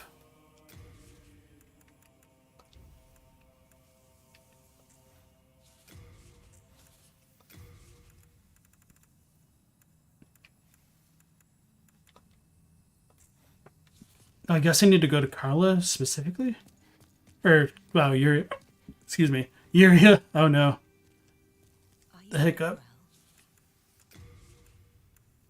I guess I didn't buy it? Oh, no, I need all 3 memory slots. Okay, okay. Well, may as well.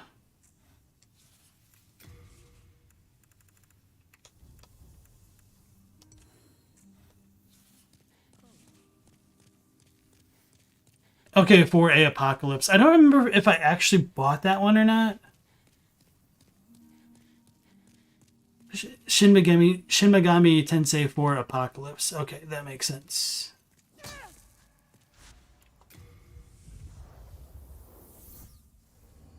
Yeah, and I didn't even bother to get number 5. I'm kind of over the whole, like, techno-apocalypse vibe that they have going on in the series. Like, it definitely worked in 1, and even 2 to a lesser extent. I never played 3.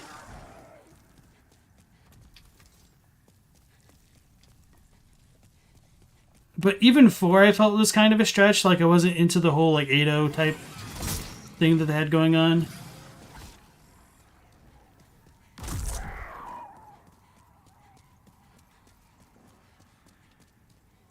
Nocturne had the press turn system as well? Okay, yeah, I didn't play 3. Yeah, but I'm not too big of a fan about that. Games that really need a remake are the Devil Survivor ARPGs. Yeah, maybe. Also, welcome back to the stream, Albert. Might as well still stay till the end. You'll probably end up falling asleep in a minute.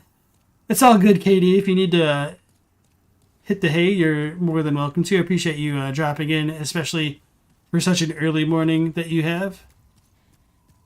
5 has a different vibe. It's a bit more like 3 in story.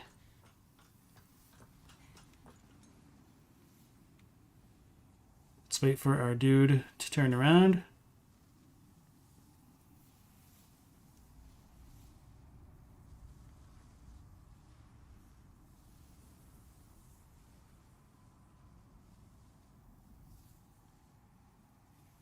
Yeah, I'm a bit of ashamed to admit it, but I actually didn't beat Persona 5 just because of how, like, slow the game was, and just how, kind of how, like, oddly mismatched the story beats were to,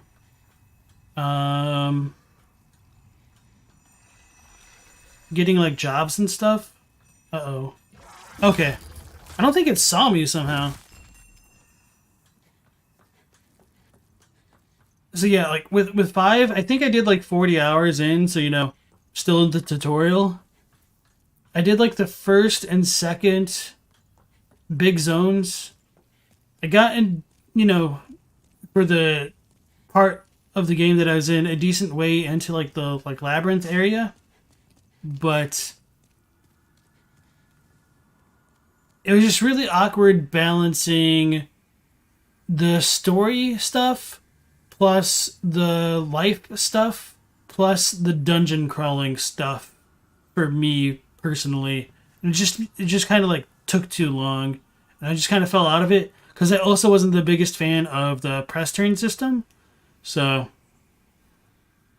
it's probably a game I'll go back to eventually. The morning is an unbearable torture, punctured by the few moments of fun in the chat. Morgana made you drop Persona 5. Alright, let's see how this works with the Maneater. So he knocked me down over there. Let's just kite him all the way back up to the top. So you said Firestorm deletes them, right? We will find out. get him over here. Because if we get him not like stuck on this thing, I'm assuming we can just AoE him down. Holy crap! That does so much damage. You are not kidding. Is that like a channeled spell or something?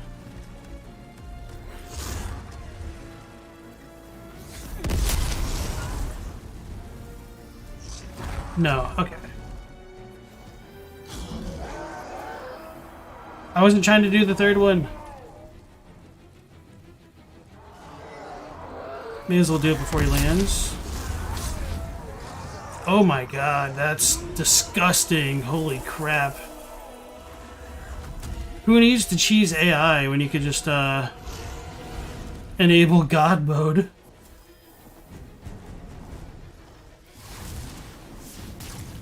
Idiot.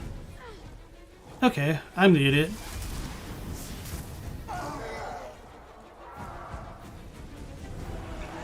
Disgusting. Exactly.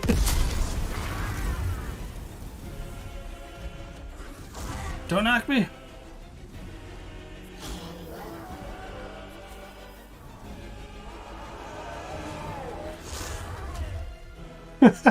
Oh no, I just remembered the video where I just said that word from. Oh my god.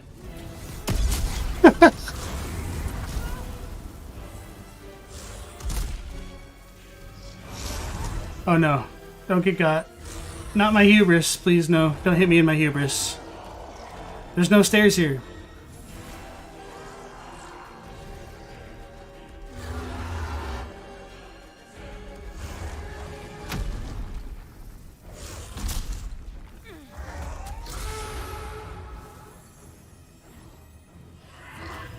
If I could ever use my proper item, right?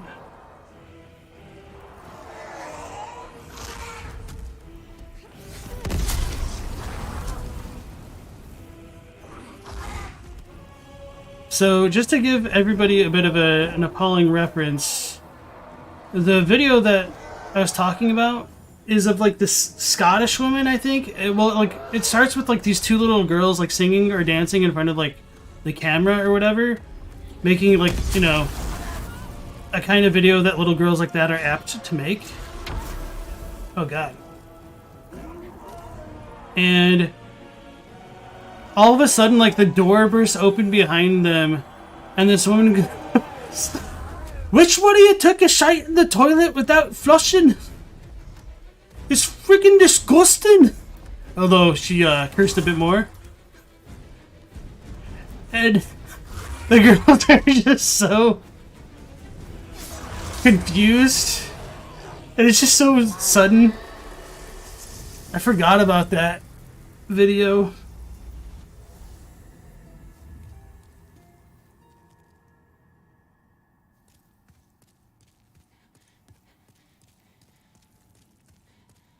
Up until now. And you're not a mage build? I sort of am. He resents the cheese. You know that exact video? Yeah, okay. Oh man, that was one of the funniest videos I've seen on the internet.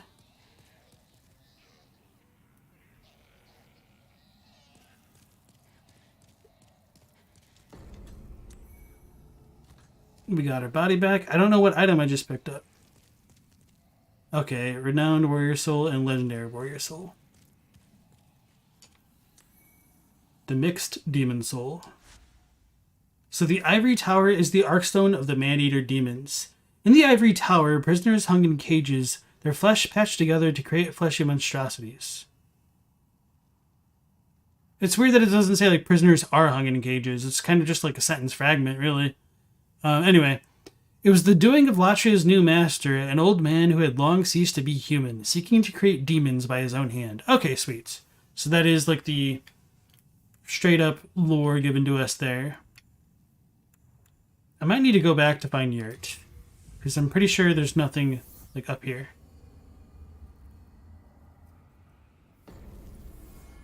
The Persona series went from having a dark adult tone on Persona 1 to a more cartoonish, childish tone in their later platforms.